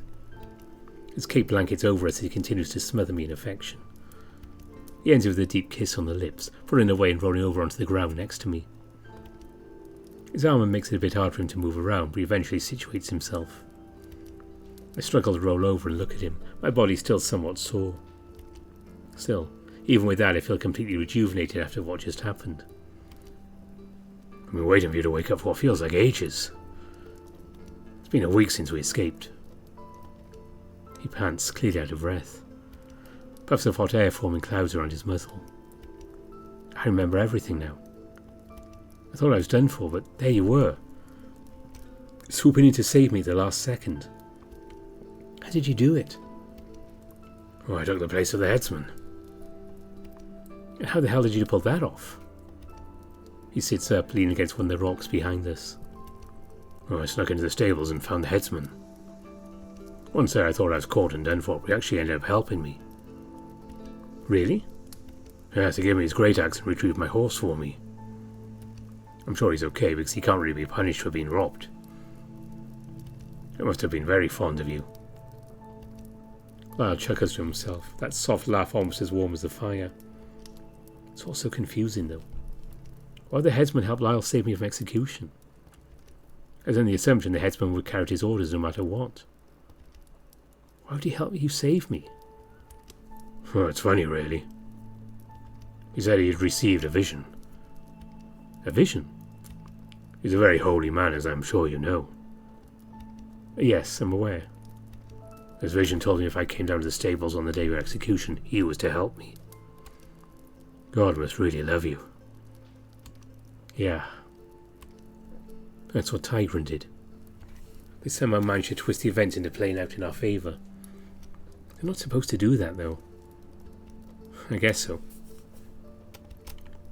What's happened to Tigran? Her husband said you were of great importance. What does this mean? I didn't want to question it, though. I saw the chance and took it. I didn't really have another choice. Tigran saved me, but what did it cost them? Clearly it was something big. What if our connection got worse? A flurry of thoughts and worries went through my mind, the chilling breeze not making things any better. Ivor? Yeah. I said, do you know what the headsman was on about? Oh. I tried to formulate a careful reply, but I feel stuck. I want to tell him what it truly means. I want to open up and come forward about all of it. Tigran clearly trusts him enough to send my entire escape around him. But I can't. I'm not sure. At least not right now. I'll tell him later tonight. I can't keep it from him forever. Especially him. Well, I certainly owe him one. I don't think I'll get the chance to make good on that, though. After I rescued you, I got us out of there as fast as I could. We took the main road for a while, but then I changed our course further north. Took a day's ride, but we're far away from the capital city now. It even managed to snow on the way here, so no chance of hoofprints being left behind. And where is here? We're just half a day's ride north of Hailing Cove, in the woods at the base of the mountains. It's not the middle of nowhere. We should be safe here for a while. Even went to one of the markets in Hailing Cove to pick up some supplies. Wasn't that risky? I'm pretty sure we were wanted all over. News about our crimes hadn't made it to Hailing Cove yet. Also, I made sure to hide my identity and I didn't stay long. I'd hope not. I'd hate to be left here alone for too long. Even if I was out for it. Oh, don't worry. You're safe here. I wasn't gone long and made sure everything was secure before I left. Besides, the huntsman makes sure there aren't many predators in these forests. Calm down, I was only joking. I'd rather be left here than go into town and face getting recognised. I'm sure your wanted poster is very handsome. It better be. When I was there, I picked up plenty of things that'll help us. With what? What do you think? Being out here in the wilderness. We can't just rent a room in a tavern. Fair. I had plenty of gold set aside and managed to snatch it before I escaped. We've got plenty of food and supplies to start us out. That's very good to hear. The idea we won't be starving certainly makes me feel better. Not only that, my face feels fresh and my hair feels much cleaner than it was in the dungeons. Were you washing my hair? Oh yeah. He stands up, throwing his cape back. Didn't want you to wake up feeling that you were still in the dungeon. I truly don't deserve him. As a friend and a lover. Watching him get up, I managed to get a good look at his armour. Studded leather with chainmail, woven imagery adorning the leather padding. On his gauntlet and pauldron, the family crest of the Reeds is painted. New armour? Old, actually. The set of armour was more ceremonial. I wouldn't be caught dead wearing it on the battlefield. It looks nice on you. I love the chaps. Thank you. I do too. Much more comfortable than that full-body gambeson. And that must be your horse over there. Oh, that's him. The horse calmly rests by the trees hitched to. His black coat shines like coal, contrasted against the snowfall. He has a long curly white mane which rests on his thick neck and down his back in thick ringlets. Above all of that, he's huge. He's beautiful. One of the prettiest horses I've ever seen. His name's Finley. He was given to me when I was knighted. Raynar knew I'd need a horse big enough to carry all of this. He gestures to himself, closing his eyes with a humble expression. Well, as big as I remember him being when he galloped over the fields outside of... My mind goes back to that day and I'm almost able to see it a bit more clearly. All the bad memories seem to overpower the stunning visual of Lyall riding over the hills. The worst memories. Are you okay? No. The dry wounds on my back feel more noticeable as I readjust my shirt. What happened after the trial? What did he do to you? The question causes me to wince. The question I was hoping to avoid. We seem to have figured out something's happened. That much is true. I think you know. He looks hurt, like he was just punched in the gut, then requests again with a bit of impatience.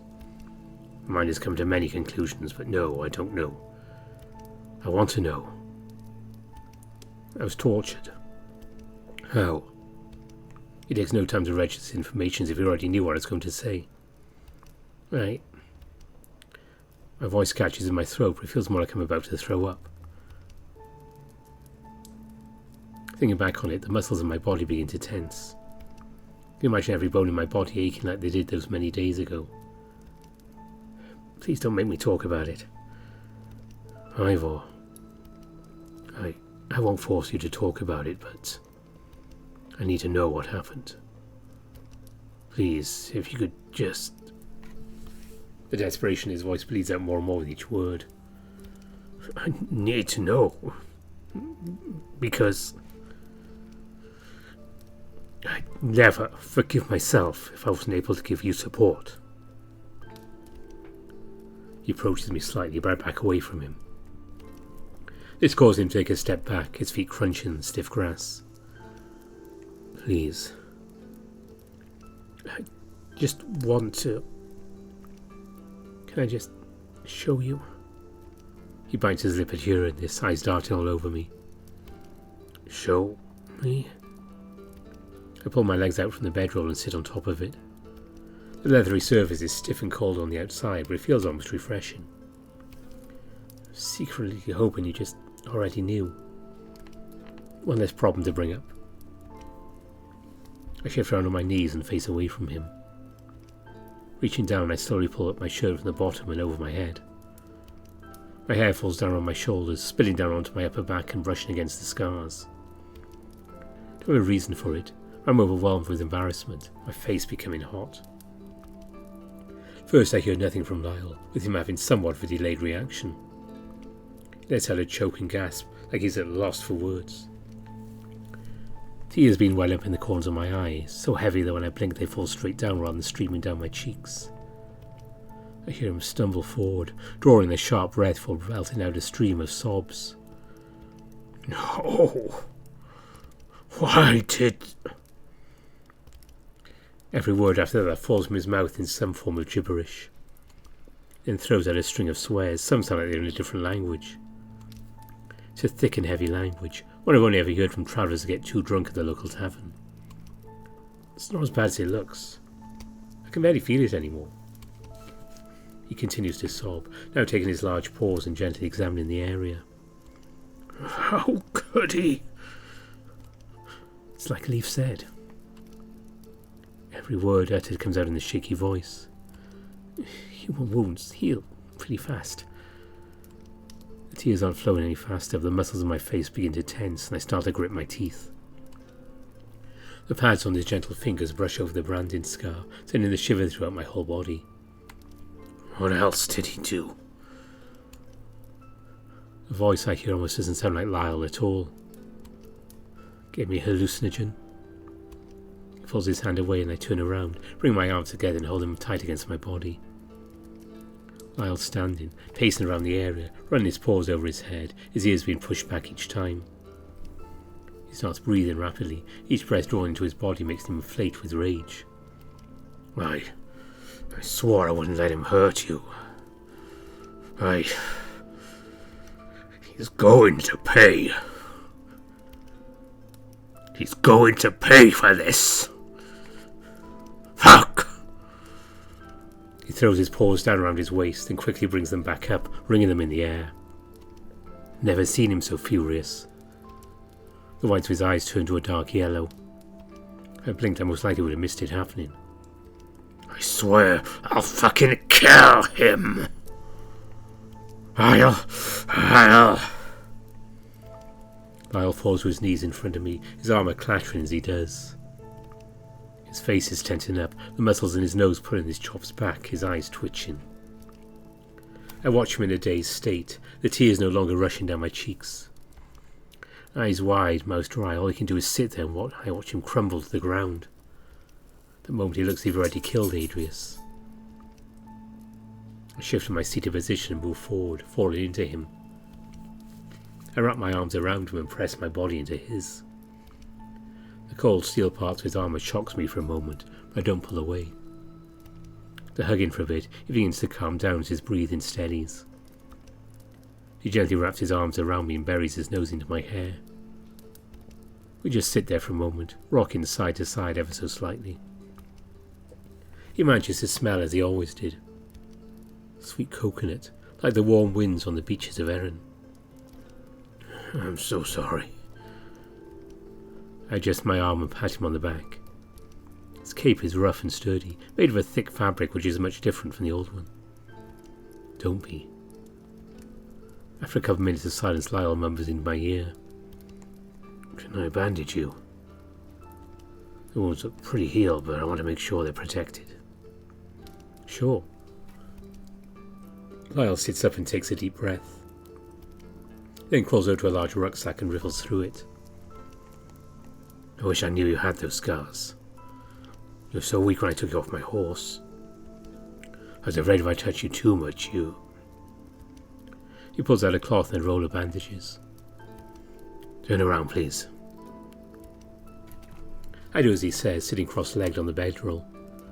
Take a deep breath, trying to calm myself down. I just feel so broken. I'm not able to process my emotions properly right now. Lyall dips the rag into the pail, water dripping off onto the ground as he brings it over. Tell me if it hurts and I'll stop. I'll be fine. He presses the rag onto my back, gently dabbing it onto the scars. You can go a bit harder if you need to. No, I can't. There's some scab and I don't want to mess with it too much. I'm just going to clean the surface. He continues to lightly massage my back with a rag, working his way down. Once he finishes, he uses the dry part of it to dry the area.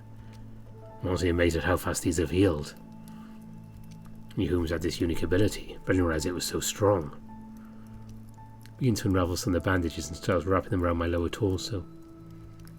It's not really something I notice. It's always been this way. His strong paws weave around my body, swathing me in the stretched cloth. Each time he touches me, the sensation manages to stay for a moment.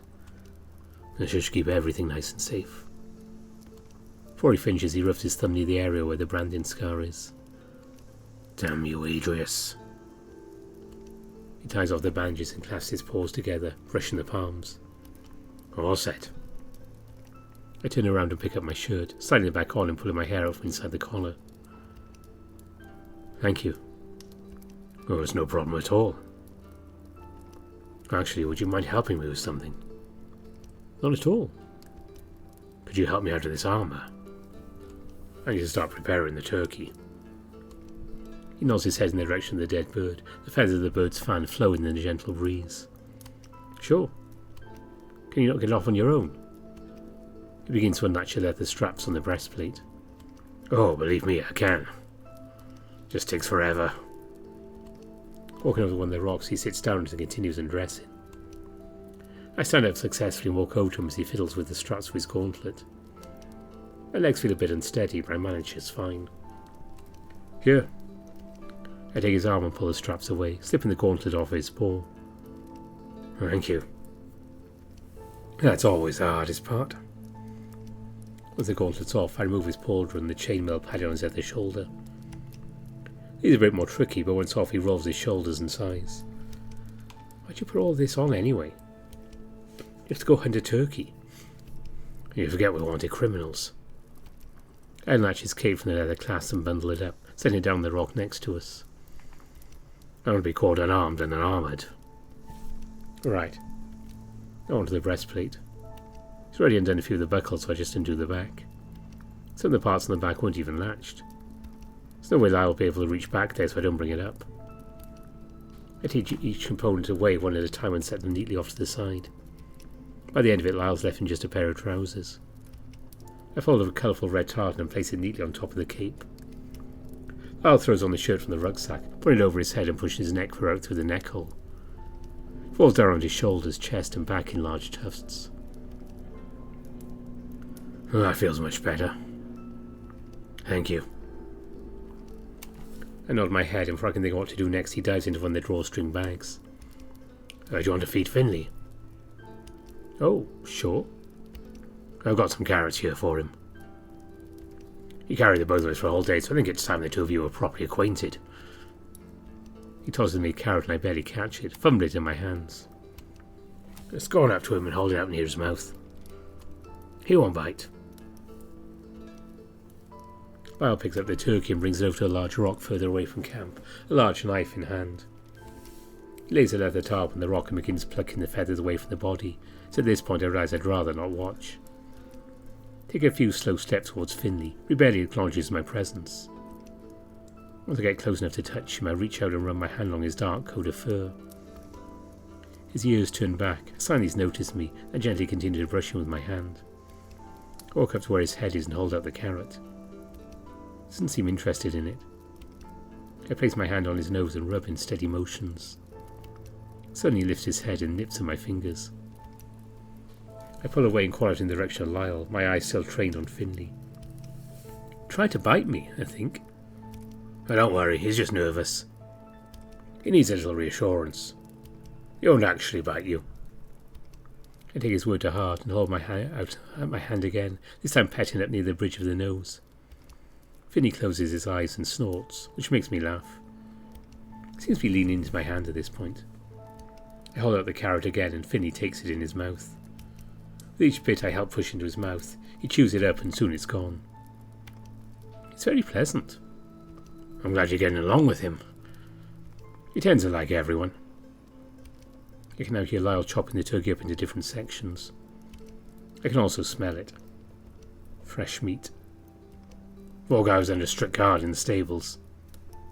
I certainly grew to detest whoever had to guard him. I'm hoping he could bit them at least. I paid to see Adrius get bit by him. Yeah.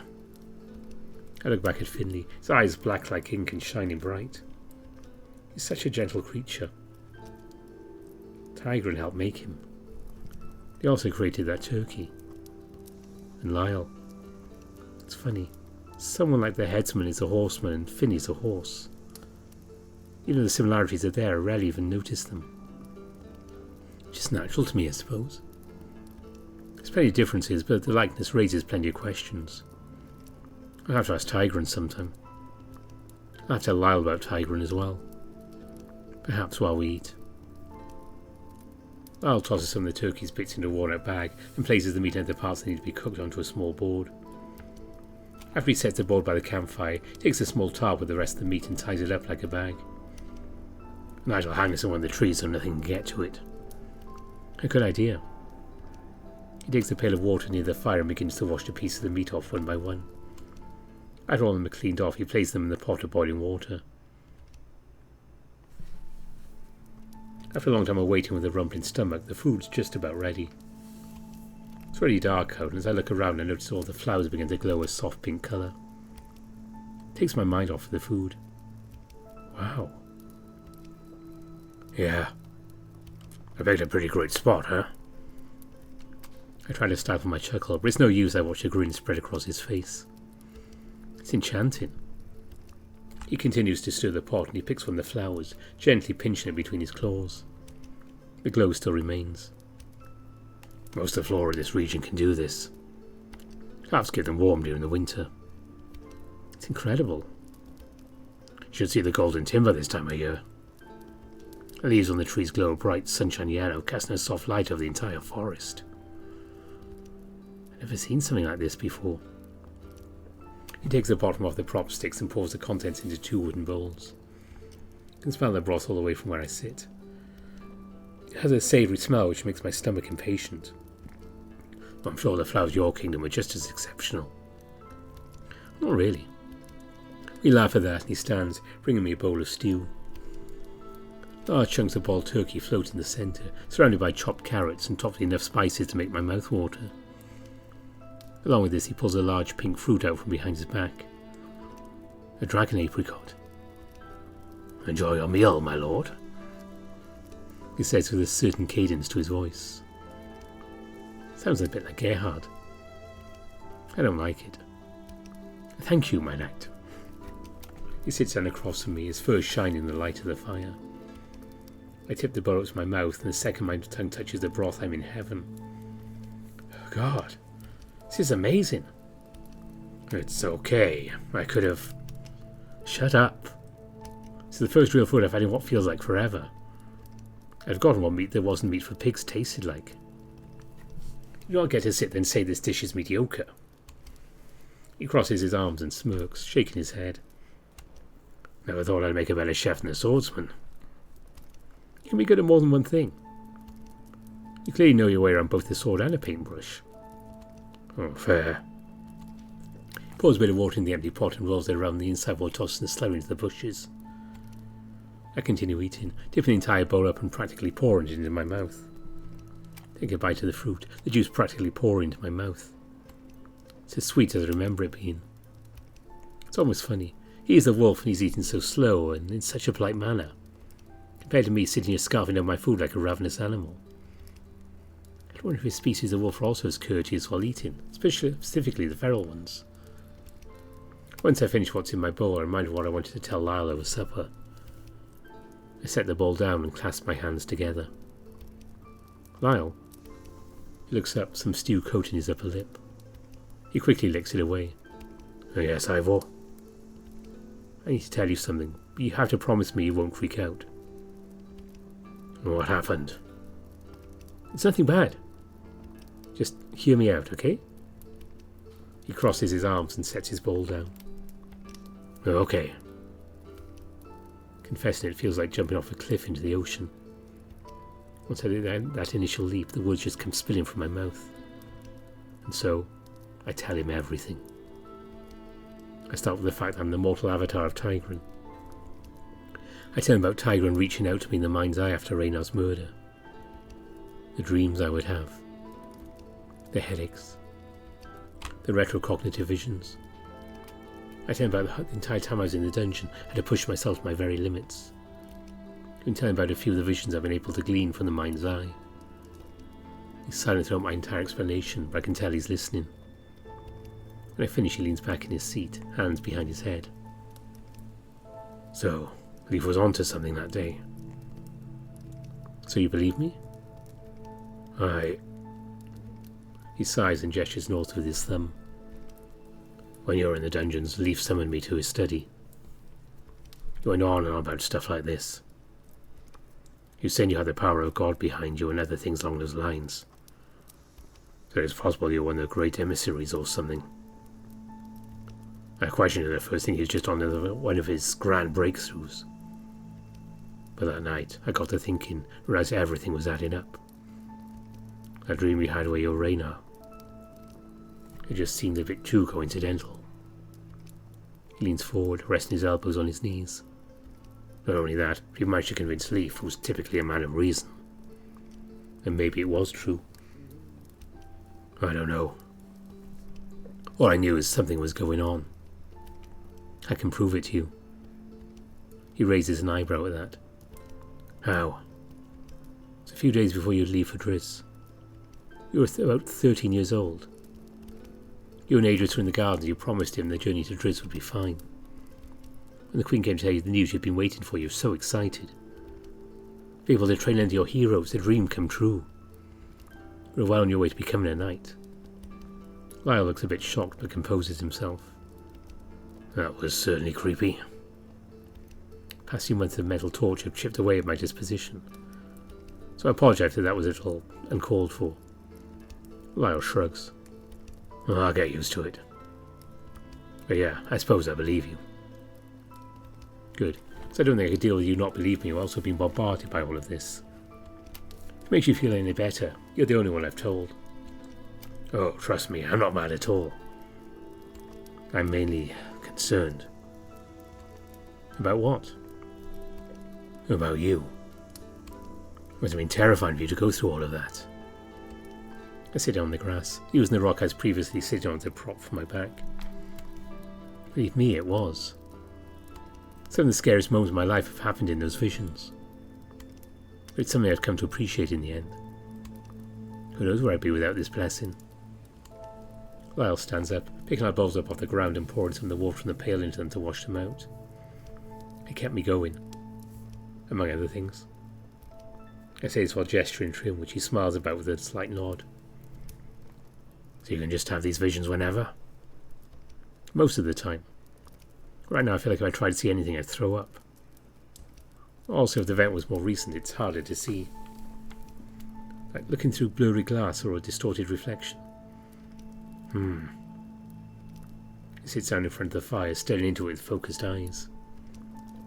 Is that why you're so sure Adrius murdered Raynar? At the end of the trial. I nod and he bites his lip nervously. And you can feel these visions. As if you're actually there. In every way. He winces at this. God. So you experienced death. In a way. I also saw the whole thing from Adrius' point of view. It was horrific, feeling what it was like to kill someone. I hated every second of it. Yeah. So. Oh, one other thing. Tyrant gave me an order to travel to Driss. Why do you need to go to Driss? I need to go to the Temple of Hyetta. They said it's south of the Drissian canyons.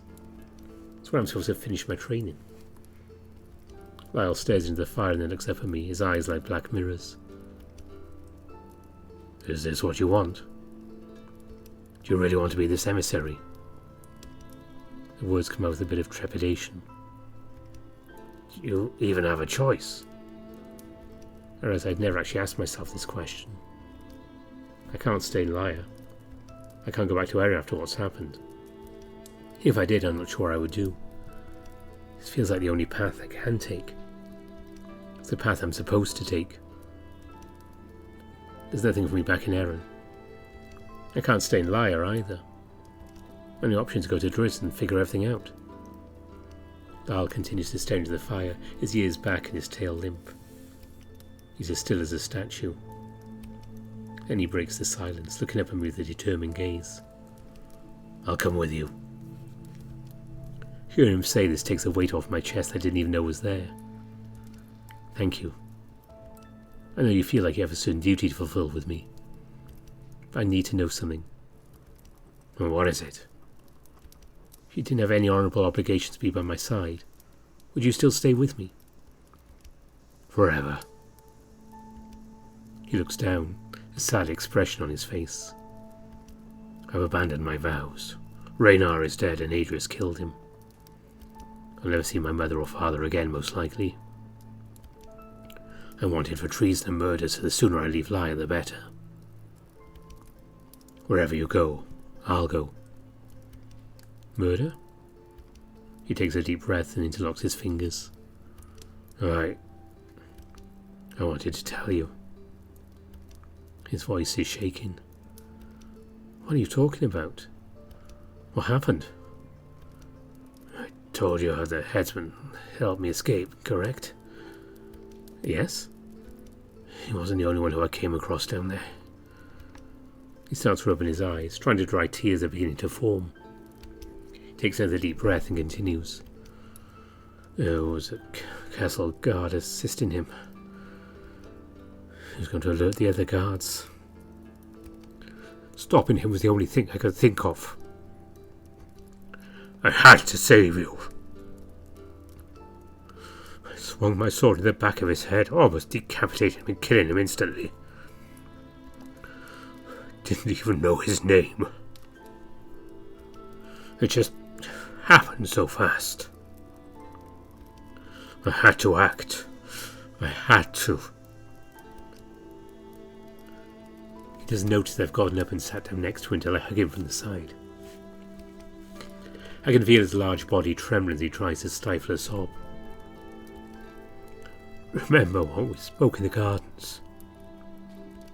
You said we grow up being taught to feel a certain way about things, to after a while become numb to those things, even if it's in our nature. Yes, I remember. My mind shut down as well. The part that scares me, though, is how quickly I was able to get over it. There's something wrong with me. Lyall, you did what you had to do. Raynar tasked you with protecting me, and you strived toward that goal through every obstacle. I've never killed someone before. He's now violently shaken and sobbing into his paws. I hated it. That's the worst part. No matter how much I hated it, I'd do it all over again if it meant protecting you. He leans into me, holding me tight. Because I love you, Ifor. He continues to cry while holding me, as I've never seen him this distraught before. I love you too, Lyall. We sit there in silence for a few minutes, the only sound being the rustling of the tree leaves. I watch as little bugs that fly around us, their tails lit up with a blue glow. For a few more minutes of silence, Lyall mumbles something to me. Can I tell you something? Of course. He takes another deep breath and calms down, his voice still trembling. A while back, when I've had the time in the mornings or in the afternoon, I'd go on these long walks up the coast of the fjord. I either watch the sun rise over the waters on the horizon or set behind the castle and the mountains behind it. I took these walks whenever I wanted to think. I'd go very far up in the cliffs most of the time, so I could see the land around me. No matter how high I went, it always seemed so small. He pulled away from our embrace, resting his elbows on his knees. I enjoyed watching the sunset the most. I'd always look off the east and dream of being able to travel far beyond those mountains. Beyond the snowy forests, the rolling hills and the countryside. He pokes a stick into the fire aimlessly, watching the flames dance around the disturbance he's making. When I was knighted, I thought I'd finally achieved everything I'd wanted. However, with each day that passed, I considered leaving it all behind, abandoning my vows and running off somewhere far away. I could become a sellsword or work as a hired guard. Then I'd be free to do whatever I wanted. I'm glad I never left, because then I would never have met you. You give me purpose. You make me happy. Above all, I want to go everywhere with you. I place my hand on him and pet him a little, rubbing his back side to side. I want that too. But there was a reason you stayed even before I came here, wasn't there? He taps a stick on one of the rocks surrounding the fire pit, pieces of burnt wood crumbling away from the tip. Tears stain the fur of his cheeks, his eyes wet and puffy. Of course there was. I had a family here. There was no blood relation, but that didn't matter to me. Raynar was like a father to me. He was interested, dedicated to my training. Not only that, but he specifically invited me to dine with him and the other Ossians on more than one occasion. He taught me things I would have never learned without him. Don't laugh. When I was younger, I had difficulty reading and writing. Well, I still do, sometimes. The words didn't make much sense to me, I'd mix them up. My father didn't pay any mind, not really seen as a major issue that needed to be corrected. Raynar did, however. He would sit down with me a few days a week and we would practice. I never truly got over it, but he helped me a lot. Yes, I'm telling you all this because they all meant a lot to me. Even Adrius. He was like the little brother I never had. He tosses the stick into the fire when the logs fall, sending sparks into the air. Elena was like a mother for everyone, considering she was the queen, but she and I were fairly close as well. She was good friends with my mother too. When I was very, very young, I remember Raynar and Elena coming to Radolf Hall to visit. I remember being confused as who this strange woman was and why my mother acted like she was her sister. It was great. I realised you haven't talked about your parents much. Lord Marcus Reed and Lady Lyre Reed. Yes. What are they like? My father is a fair and honourable man, yet can also be very loud. My mother is stern and bold, yet can also be the kindest woman you've ever met. She made that tartan over there. He points to the cloth sitting on top of his cape. Actually, my swaddling cloth when I was a baby. It's tradition for Reed to wear it into battle. We do it to honour our parents. I love both of them dearly, and I hope to one day see them again. If I ever get the chance. Do all wolves' eyes turn yellow when they're angry? He bites his lip in embarrassment. It happens with most Lyrian wolves, yes. Specifically the Reeds. Nobody has an explanation for it. Both my parents had the same thing. I once got my mother so angry her eyes were like gold coins. It scared the piss out of me. Do you think Adrius could turn them against you? Lyall belts out a short guffaw. He can turn them against me no matter what he decides to tell them. Excluding them from the trial due to bias already a slight against them. It's not like I was the one on trial. Well, he presses a finger to my lip to shush me, which makes my eyes widen. Unless he's trying to be funny, so I let him continue. My parents still love and respect me, even after revealing myself to be homosexual. I'm sure falling in love with a regicidal maniac is just as tolerable, wouldn't you agree? Good God. Is that how everyone sees me? The way they see it, you kill one king and then punch the next one in the face. After that, you're either crazy or really dedicated to getting a death sentence as fast as possible. The last king deserved that punch. Lyall chuckles to himself, shaking his head. That he did. I wish I'd stuck around to see more. If you did, then we probably wouldn't be standing here. He concedes with a slight huff from his nose. Oh, I take it back then. He rocks back and forth in his seated position, then stands up, brushing off his pants with his paws. You think you won't have to travel in the morning? If I can get some decent food in my stomach again, sure. Where are we going, aside from the destination? Well, we're north of Hailing Cove right now. I had to stop there before we head further south in case anything else we might need. I'm not sure if it's safe for you to be seen there, so I'll probably leave you with Finley. It shouldn't take more than an hour, so we should be fine. After that, we'll keep heading south. There's a road for the fork just before Ardglass. We'll make our way down along the base of the mountains and cross the area before it forks. I need to find a part of the Shire for Finley to carry you across, and I don't want to take the main road. Rattle off all of these locations and places that stop in to take a breath. I was wondering if he has the entire map of Tigran memorised. If anybody did, he would. Once we cross, we'll make our way further south to Galemore Wood. That should give us some cover. How long will it take us to get there? Well, if we continue to travel light and waste no time, it should take us a few weeks at best. He brushes the fur around his neck with his paws while he thinks. You should get some rest. You're going to need it. I can't have you sleeping on Finley. If you fell off, I'd be laughing too hard to be able to forgive myself. I've been resting for a week. I don't even feel tired. He nods his head towards the bedroll and sighs. Rest. It was only for a little bit. Looking over the bedroll, I remember how cosy it was. Helps me realise just how chilly I am. Fine. I stand up and carefully step around the campfire, making my way to the bedroll. I sit down and to look up at Lyall. He's standing on the rock, leaning against the walls of the cliff. I look around and notice there's no bed for him. Are you going to sleep as well? He looks down at me and gives me a tired smile. I'll be fine. Remember, I don't sleep much. It's you humans who enjoy doing it all the time. Oh, yeah. I guess that's true. Still, where have you been sleeping? He points to a spot next to me just by the fire. There's a bag propped up against the rock that I assume he's using as a pillow of sorts. Oh. Whenever I was sleeping, it was over there. Imagine him resting by my side, waiting and hoping for me to wake up. He's probably so worried throughout the past week. Wonder how long he'd have waited. I'm going to get some more wood to add to the fire.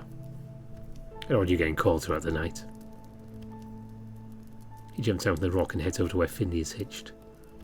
There's plenty of branches on the ground over there, so he should have a problem. Looking around, I noticed that same book that I'd seen earlier. Its pages float gently in the breeze, and there's small drawings on them.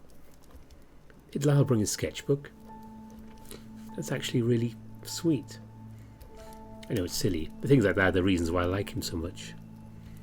Pick up the sketchbook and close it to keep everything safe. When I do, a loose page sticks out the side. Opening it back up, I pull the drawing out and realise what it is.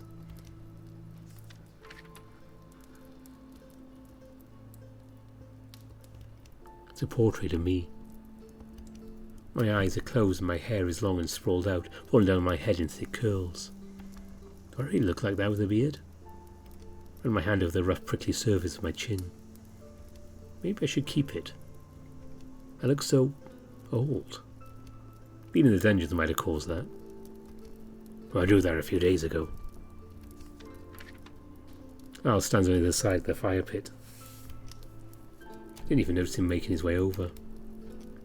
I'm sorry. You look so peaceful and... Don't be sorry. It's very good. He blushes a bit and gives a sheepish smile. Oh, thank you. I hand him the sketchbook and go to lay down on the bedroll. Before I can step under the top layer, a thought crosses my mind. I want him to lay with me. I want him to hold me in his arms and share this bedroll with me. He's going to urge me to sleep, then I want him to join me. We can finally have what we didn't get that night. We can claim what was taken from us. Lyall? Oh yes, Ifor? Would you care to join me in bed? He cocks an eyebrow for a split second, then smiles, light puff of breath releasing from his nose as he snickers to himself. You're in no state for that kind of fun, Ifor. I'm absolutely certain I'd break you in two. Not that. It's great you are in bed, I just want you to sleep by my side. I want you to hold me. Lyall stops laughing and the blush spreads across his face. Aye. But what about keeping watch? Someone has to stay. I guess I could just... Okay. He takes in a deep breath.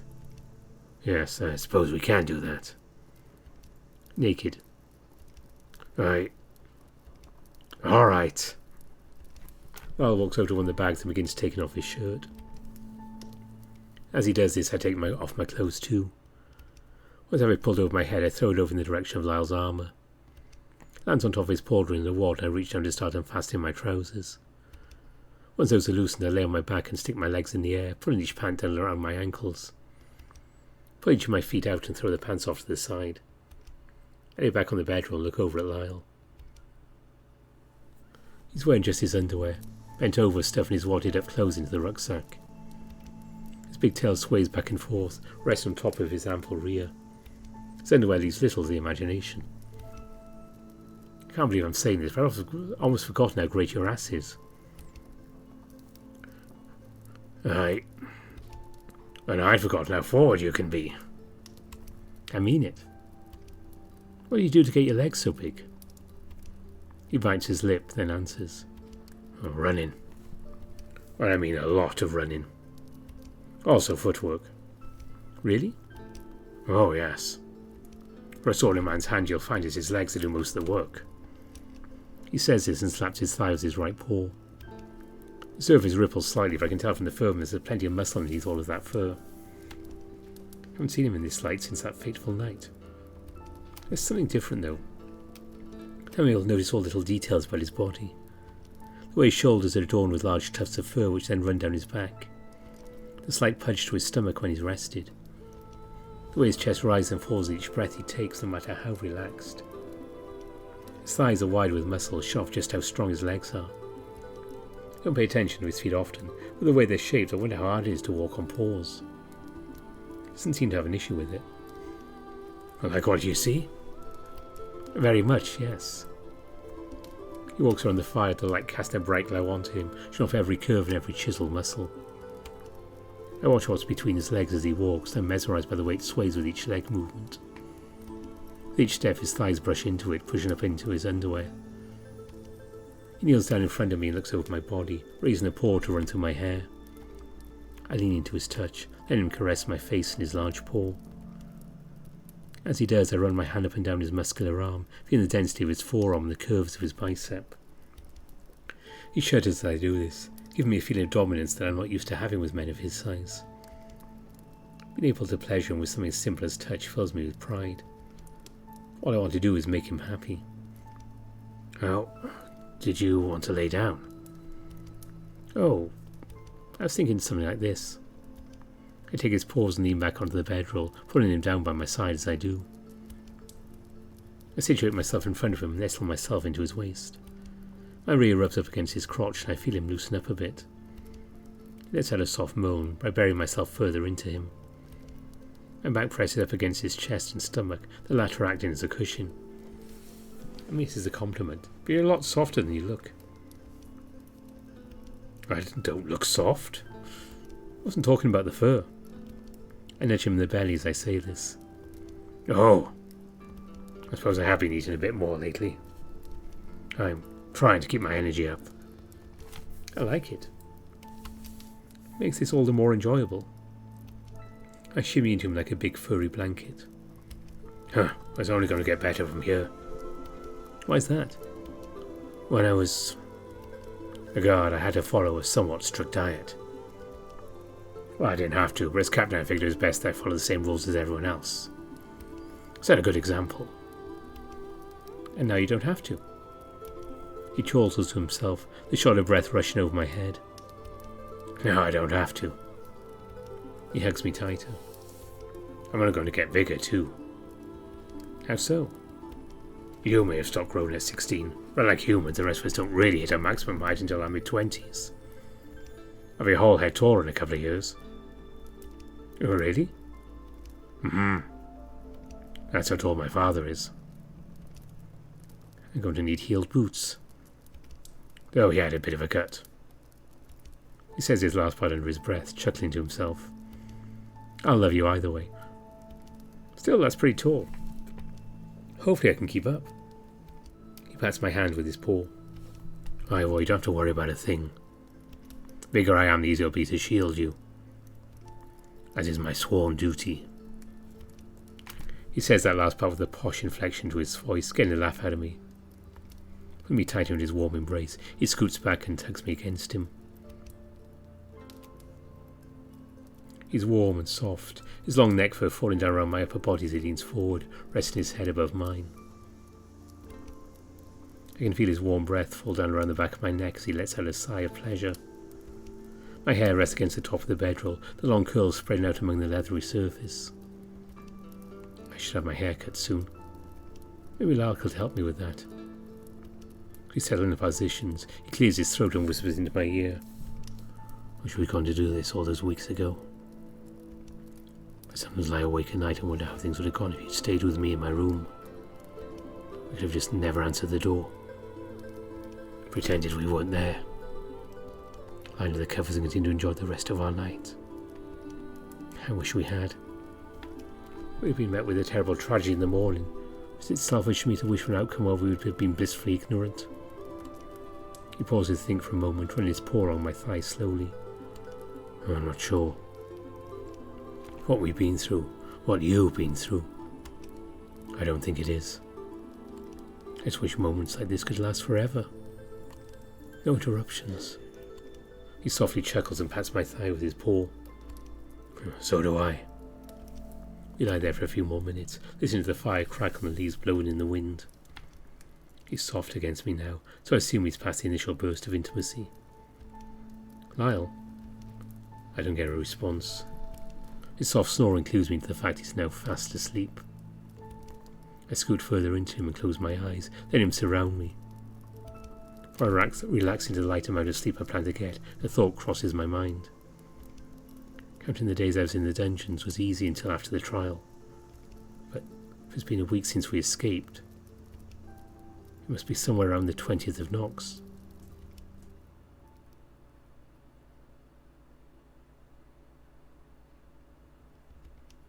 I turned 20 a few days ago.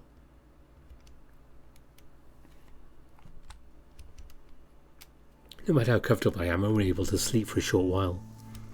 I expected this considering how much I've already rested so far. Feels like it's maybe 3 or 4 hours of sleep at best. Still, I lay there with my eyes closed, Lyall still wrapped tightly around me. I hold his paw as he gently snores, try not to wake him. It's weird sleeping next to someone like this. It's a very intimate thing. I'm also trying my hardest not to wake him. The fire crackles quietly as we lay there, the heat falling down on us in gentle waves. I open my eyes for a moment. When I'm about to close them again, I spot something out of the corner of my eye. Through the gaps in the trees, I'm able to see the entire sky is lit up with a bright blue and green light. Each ray dances through the night sky, casting a colourful glow over each star. As if the sky had caught fire, engulfed in blue flames. Lyall. I nudge his arm with my elbow, trying to wake him carefully. Lyall! I feel him jolt and he rises into his reclined position. Oh, what is it? He's alert now, his ears tilting side to side as I roll over to look at him out of the corner of my eye. Look at the sky. He looks up and a smile graces his face. Oh. What's happening with it? This always happens during this time of year. All the Northerners know them as the Flames of Tigran. They're pretty, huh? Yes, they are. He rests his paw on my forearm. I put it back and have him hold my hand. He lays back on the bedroll and I lay down on top of him. His big furry chest is one of the nicest pillows I've ever used. The North is more different from the West than I thought it would be. So many traditions and odd phrases I never heard of. Think back to when Lyall was enraged earlier and started yelling what sounded like a different language. Earlier he was speaking words I never heard before. Was that some old Lyrian language? He takes a moment to answer and clicks his tongue against the roof of his mouth. It's actually a language that predates Lyre. It's called Lyrean. Lyrean? Hear him say it, I think I can recall reading about it in an old tome. It reads that it's descended from an ancient people called the Lyre. Is that why the kingdom was named Lyre? Well, there's been some controversy around the idea, but it's what most people believe to be true. Language isn't commonly used anymore, but really still teach it for certain reasons. Reasons mostly rooted in tradition. He mumbles this as his cheek presses into the bedroll. Can you say something in Lyrean? I'm not as fluent as you might think. I haven't been around anyone who speaks it in over a decade. I only know certain words or phrases. A lot of swear words. Please? Fine. He clears his throat, slightly lifting his head from the padded cloth, then proceeds to give voice to several different words. They come out in a pitch accent and sound very sing-song. It's almost like he's reading poetry. That was pretty. What does it mean? That was a knight's vow. Like I said, I only know some words and phrases. Could you teach me someday? He pulls me in a bit closer and sighs. Sure, I could. One day, love. We stare up at the sky, watching as the lights dance across the stars. Violet, blue and green, the lights shimmer and change for our eyes in ways I couldn't even imagine. It makes sense these are called the Flames of Tigran. They remind me of the flames that jump along their shoulders and back. Whereas I haven't thought about using the mind's eye at all. If I could, I doubt I'd want to. It's nice not to have to worry about using it to save my skin. It's nice to just lay here in Lyall's arms. Even though our army breathing down our necks, being on the run like this is preferable to being trapped in that cell. It's nice to just feel safe. After a while the lights dissolve with the rest of the night sky, and the stars are a bit more visible. I roll over onto Lyall, who grunts as I do, but happily brings me into a deep embrace. Look at our bodies. His large and covered in fur, mine a bit small with only skin and some hair. Relationship like ours. I don't see it as anything but beautiful. There's something about it that's so special to me. We're so different from each other in many ways, but it makes everything so much better. I can't understand how anyone in Lyre could see something like this and think wrongly of it. I suppose that's a problem. All they see is what's on the outside. They base everything off their surface level knowledge. They'll never truly know the love we have for each other. How it continues to grow and flourish. Each day it becomes stronger.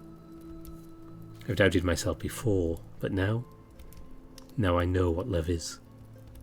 As I lay there, thinking about our differences, realised that it might be our downfall. The two of us are currently trying to avoid anybody noticing us. You're not exactly a duo that blend into a crowd. A large wolfman and a human travelling together is not very common in these parts. Humans alone aren't common at all. Lyall? Oh yes, love. Just think about how much the two of us stand out in a crowd. Do you have any way to help me stand out less? Maybe some clothes to help hide my identity? I already get stared at plenty for being a human in this kingdom. I'm afraid if I'm with you, someone is bound to recognise us. He shuffles in his rested position. I get up, turning around and instead straddling his waist, looking down at him. Oh, don't worry, I thought of that too. He points up the lantern hanging on the clothesline. Once we put that fire out, it's going to get pretty cold. I got you some travelling clothes from Hailing Cove when I was there. He points to the rucksack sitting on one of the rocks. I didn't know your size, but I'm pretty sure they should fit you just fine. There's a scarf and a coat too, so they should keep you warm. I rub his cheek in a loving manner. You're so thoughtful. I also made some preparations for other ways to hide your identity. I lean back a bit, raising an eyebrow. Like what? First I was thinking I'd give you a haircut. Oh, I was actually thinking that too. My hair's gotten a bit too long for my taste. Still, unless you plan on shaving my head, I don't see how that would hide my identity. That's the other thing. I picked up the necessary, reagents, that's the word. I picked up the necessary reagents to dye your hair a different colour. Dye my hair? Yes, it's a simple yet lengthy process, but I learned all about it from a very nice lady in town. She always has cut and dyed fur, and she told me how to do it and what to get. You'll have to thank her if we ever see her again. And if it turns out like she said it would. Lyall wants to dye my hair? It's a bit strange, but I'm not too turned off by the idea. As long as it's not permanent. Sure, we can try that. Are you sure you know how to do it? He puts his paws behind his head, resting to the softer part of the bedroll. It shouldn't be any harder than maintaining all of this. He says this while nodding down to the fur around his neck. After a while I just started cutting it myself. I've always wanted to style hair for someone. I've heard about all the crazy things humans do with their hair. It's a lot easier to work with than fur. When do you want to do it? He closes his eyes, letting out a deep sigh and reclining into the bedroll. Give me a few more minutes to rest. I'll get up and get everything ready. I'm too comfortable right now. And you sitting on my dick isn't helping. Ha! I put a bit more of my weight down on his crotch. Rest a bit longer then. I lean down and rest my head against his chest again. He places his paw on my head. Just know, I think your hair's pretty just the way it is. Thank you. I love you, Lyall. He squeezes me tight and kisses the top of my head. You have no idea how happy it makes me when you say that. I love you too, Ifor.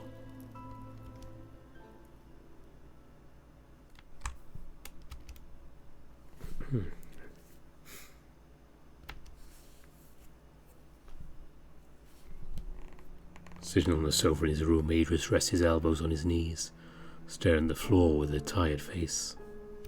He holds a glass of water in his hands, a small amount left at the bottom. He closes his eyes, trying to subdue the headache pounding away at his skull. Home's End. Surely Liz understands why he wants to take action. Still, Adrius is once again making things difficult. Another painful bout of pressure beats at the side of his head. Ifor. It's only a matter of time before the Heart's cavalry track them down and capture them. Time that Adrius will enjoy. Still, Adrius keeps asking himself the same question over and over. How did Ifor know of the passage behind the fireplace? And his eyes, the way they change colour in the dungeon. He's hiding something. Those eyes weren't just changing colour. They were unlike any eyes he'd ever seen before. Each pupil was shining as if lit with an unnatural flame. They pulled him in like a whirlpool. Adrius takes a sip of water, tipping the glass back and emptying it down his throat. Knowing of the fireplace was advantageous, but there was something else that helped him. He sets the glass to the side, the cup rolling on the cushion of the couch. It's painful how guiltless you are. Oh, how oblivious you choose to be. And still, I wonder what has you so afraid. Adrius stands from his seat, walking towards the window in a huff. Leave me alone. I'm sick of you. Not until you stop lying to yourself. I said leave me alone. He shouts this into a mirror across the room, resting his arm on the pane of the window and looking down the ramparts below. You're nervous. No, I'm... Don't lie to me. You can't. Why are you nervous? Adrius steps away from the window, gives the reflection one last look before turning to the mirror. There, standing on the other side, he sees him. Deep down, you've always been nervous. You've also been holding back. I'm not holding back. Yes, you are. You're doing no favours for Homestead by dancing around your decisions. Adrius turns away from the mirror, resting his hands on the back of the sofa. I'm done listening to you. I know what I'm doing. Oh, really? The way I see it, you need a good refresher. Something to jog your memory. Adrius hears him approach from behind, the hooves thumping against the floorless so place. Avenging our mother is merely the prize of this crusade. We're going to restore this kingdom to its former glory. Furthermore, I need you by my side when we do. I'm the one who got us through everything so far. So, I can't have you messing things up as we take the steps towards our destiny. Adrius grips the cushions, getting angrier by the second. After how you handle the situation, Father, I'd say it's you who's sabotaging everything. After what you did. Adrius whirls around, facing the mirror once more. After what we did. I'm tired of your delusions and your denial. Betrayal never comes from your enemies, but from those closest to your heart. And from those who hold you back. That was a necessary step that we took towards a brighter future. You're wasting our time by postponing everything. He takes a deep breath and exhales, blowing it out of his mouth in an exhausted manner. Everything will be fine if you just let me help you. Before we can do that, however, you need to kill that part of you that's holding us back. I've seen you discarded before, so there's no issue there. He tuts while shaking his head. Had I known you would be such a problem, I wouldn't have put our ambitions in the hands of an ingenuous fool like yourself. Adrius turns on his hoof and walks back over the couch, his face twitching with anger. You're the fool here. And yet here you stand. Weak and spineless, just like him. Just like Father. Shut up! Adrius reaches down, grabbing the glass and turning around, hurrying to the mirror. The glass careens into the mirror, bursting through the reflective surface with a crash. Some shards fall to the ground, yet the mirror mostly remains intact. Several reflections appear before him, showing different parts of his face or body depending on the angle. It's hard to see them through the tears.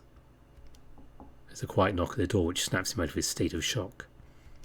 Quickly drying his tears, Adrius leans in the direction of the door, his eyes still trained on the shards of mirror laying on the ground. Who is it? Gerhard, Your Majesty. It's unlocked. Let yourself in. I would, but my hands are full. If your grace would be so kind as to let me in, I would greatly appreciate it. Adrius walks to the door and pulls it open with some trepidation. Gerhard stands at the entrance, carrying a large crate. Thank you, Your Majesty.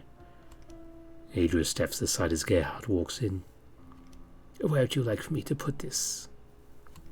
What's in there? Adrius looks over the box, realizing it's only big but heavy. The clothes from your room.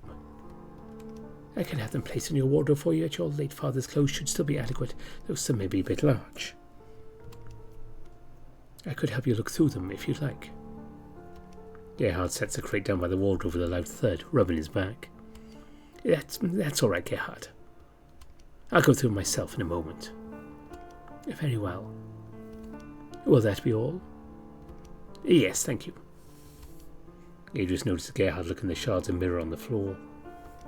Yeah, I tripped. Gerhard doesn't acknowledge it and walks towards the door, passing Adrius.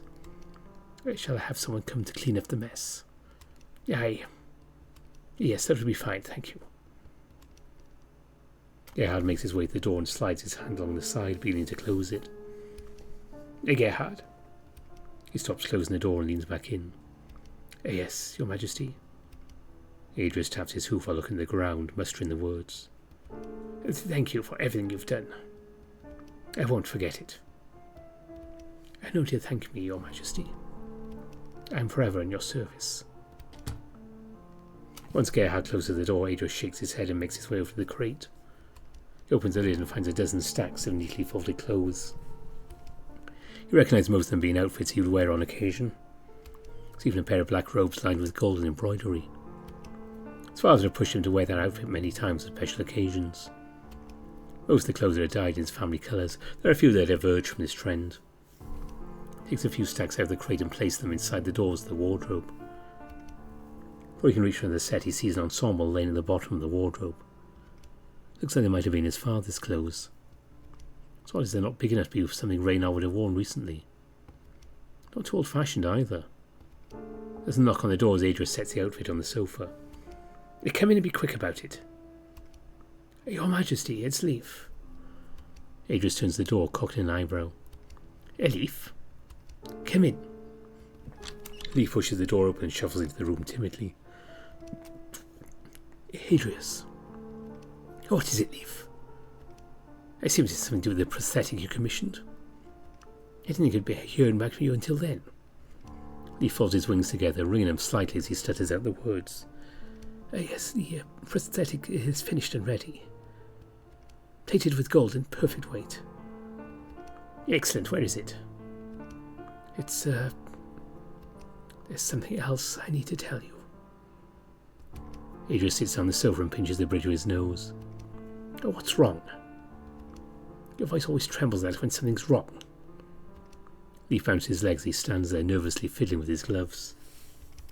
Go ahead and spit it out. Adrius, I'm sorry I have to tell you this. I tried everything I could, but after the initial treatment it's out of my hands. There's truly nothing I can do. Adrius slams his hands on the cushion of the sofa, standing up and shouting at Leif. He walks towards him, which causes Leif to take a few steps back. Tell me. After a week of tests and research, I've come to a dreadful conclusion. Your antler will not grow back. The room falls completely silent. The two of them stand there like statues, not moving a single muscle. Leif's weak voice finally breaks the silence, the noise hitting the walls and clinging to them. Adrius. Adrius turns calmly and walks back over to the sofa, sitting down on it. He runs his hand over the vest of the outfit resting on the cushion. He takes a deep breath and speaks. Tell Liz to come and see me at her convenience. I need to send some letters.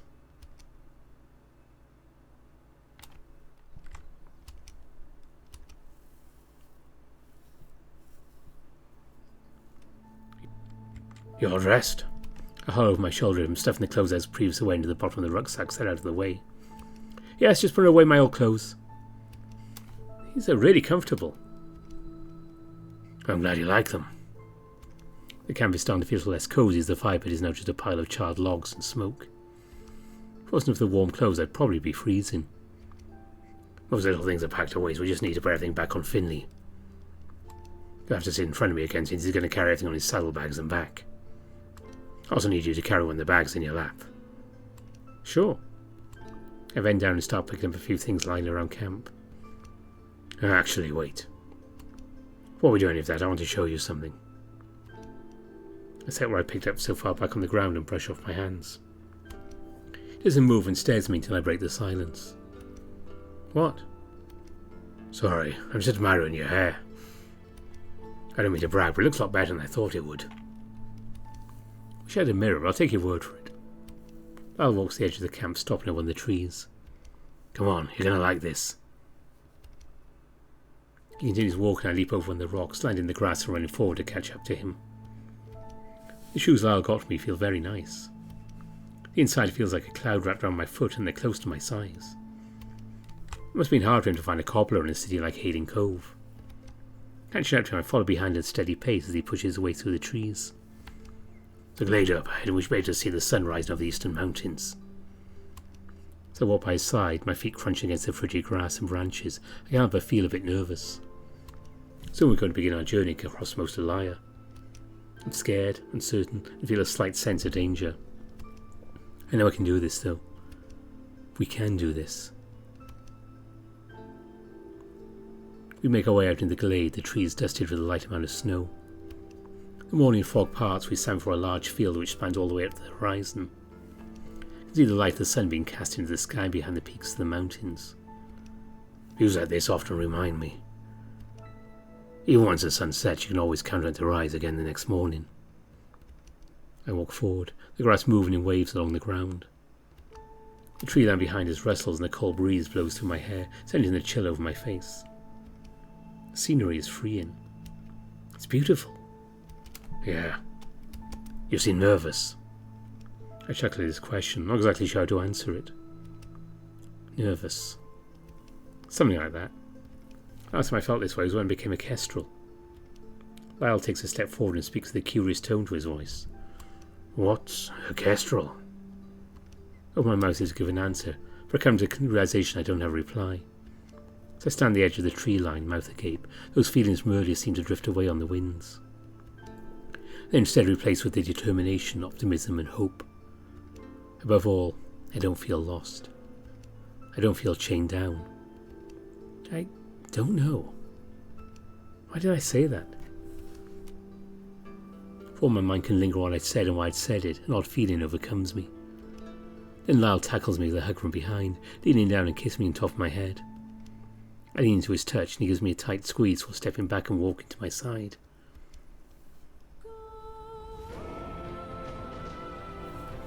Are you alright? I think I am. I'm not sure what comes next. To find in this temple and completing my training. What even comes after that? I guess that's the beauty of it all. Whatever happens, as long as it's with you, it'll be worth it.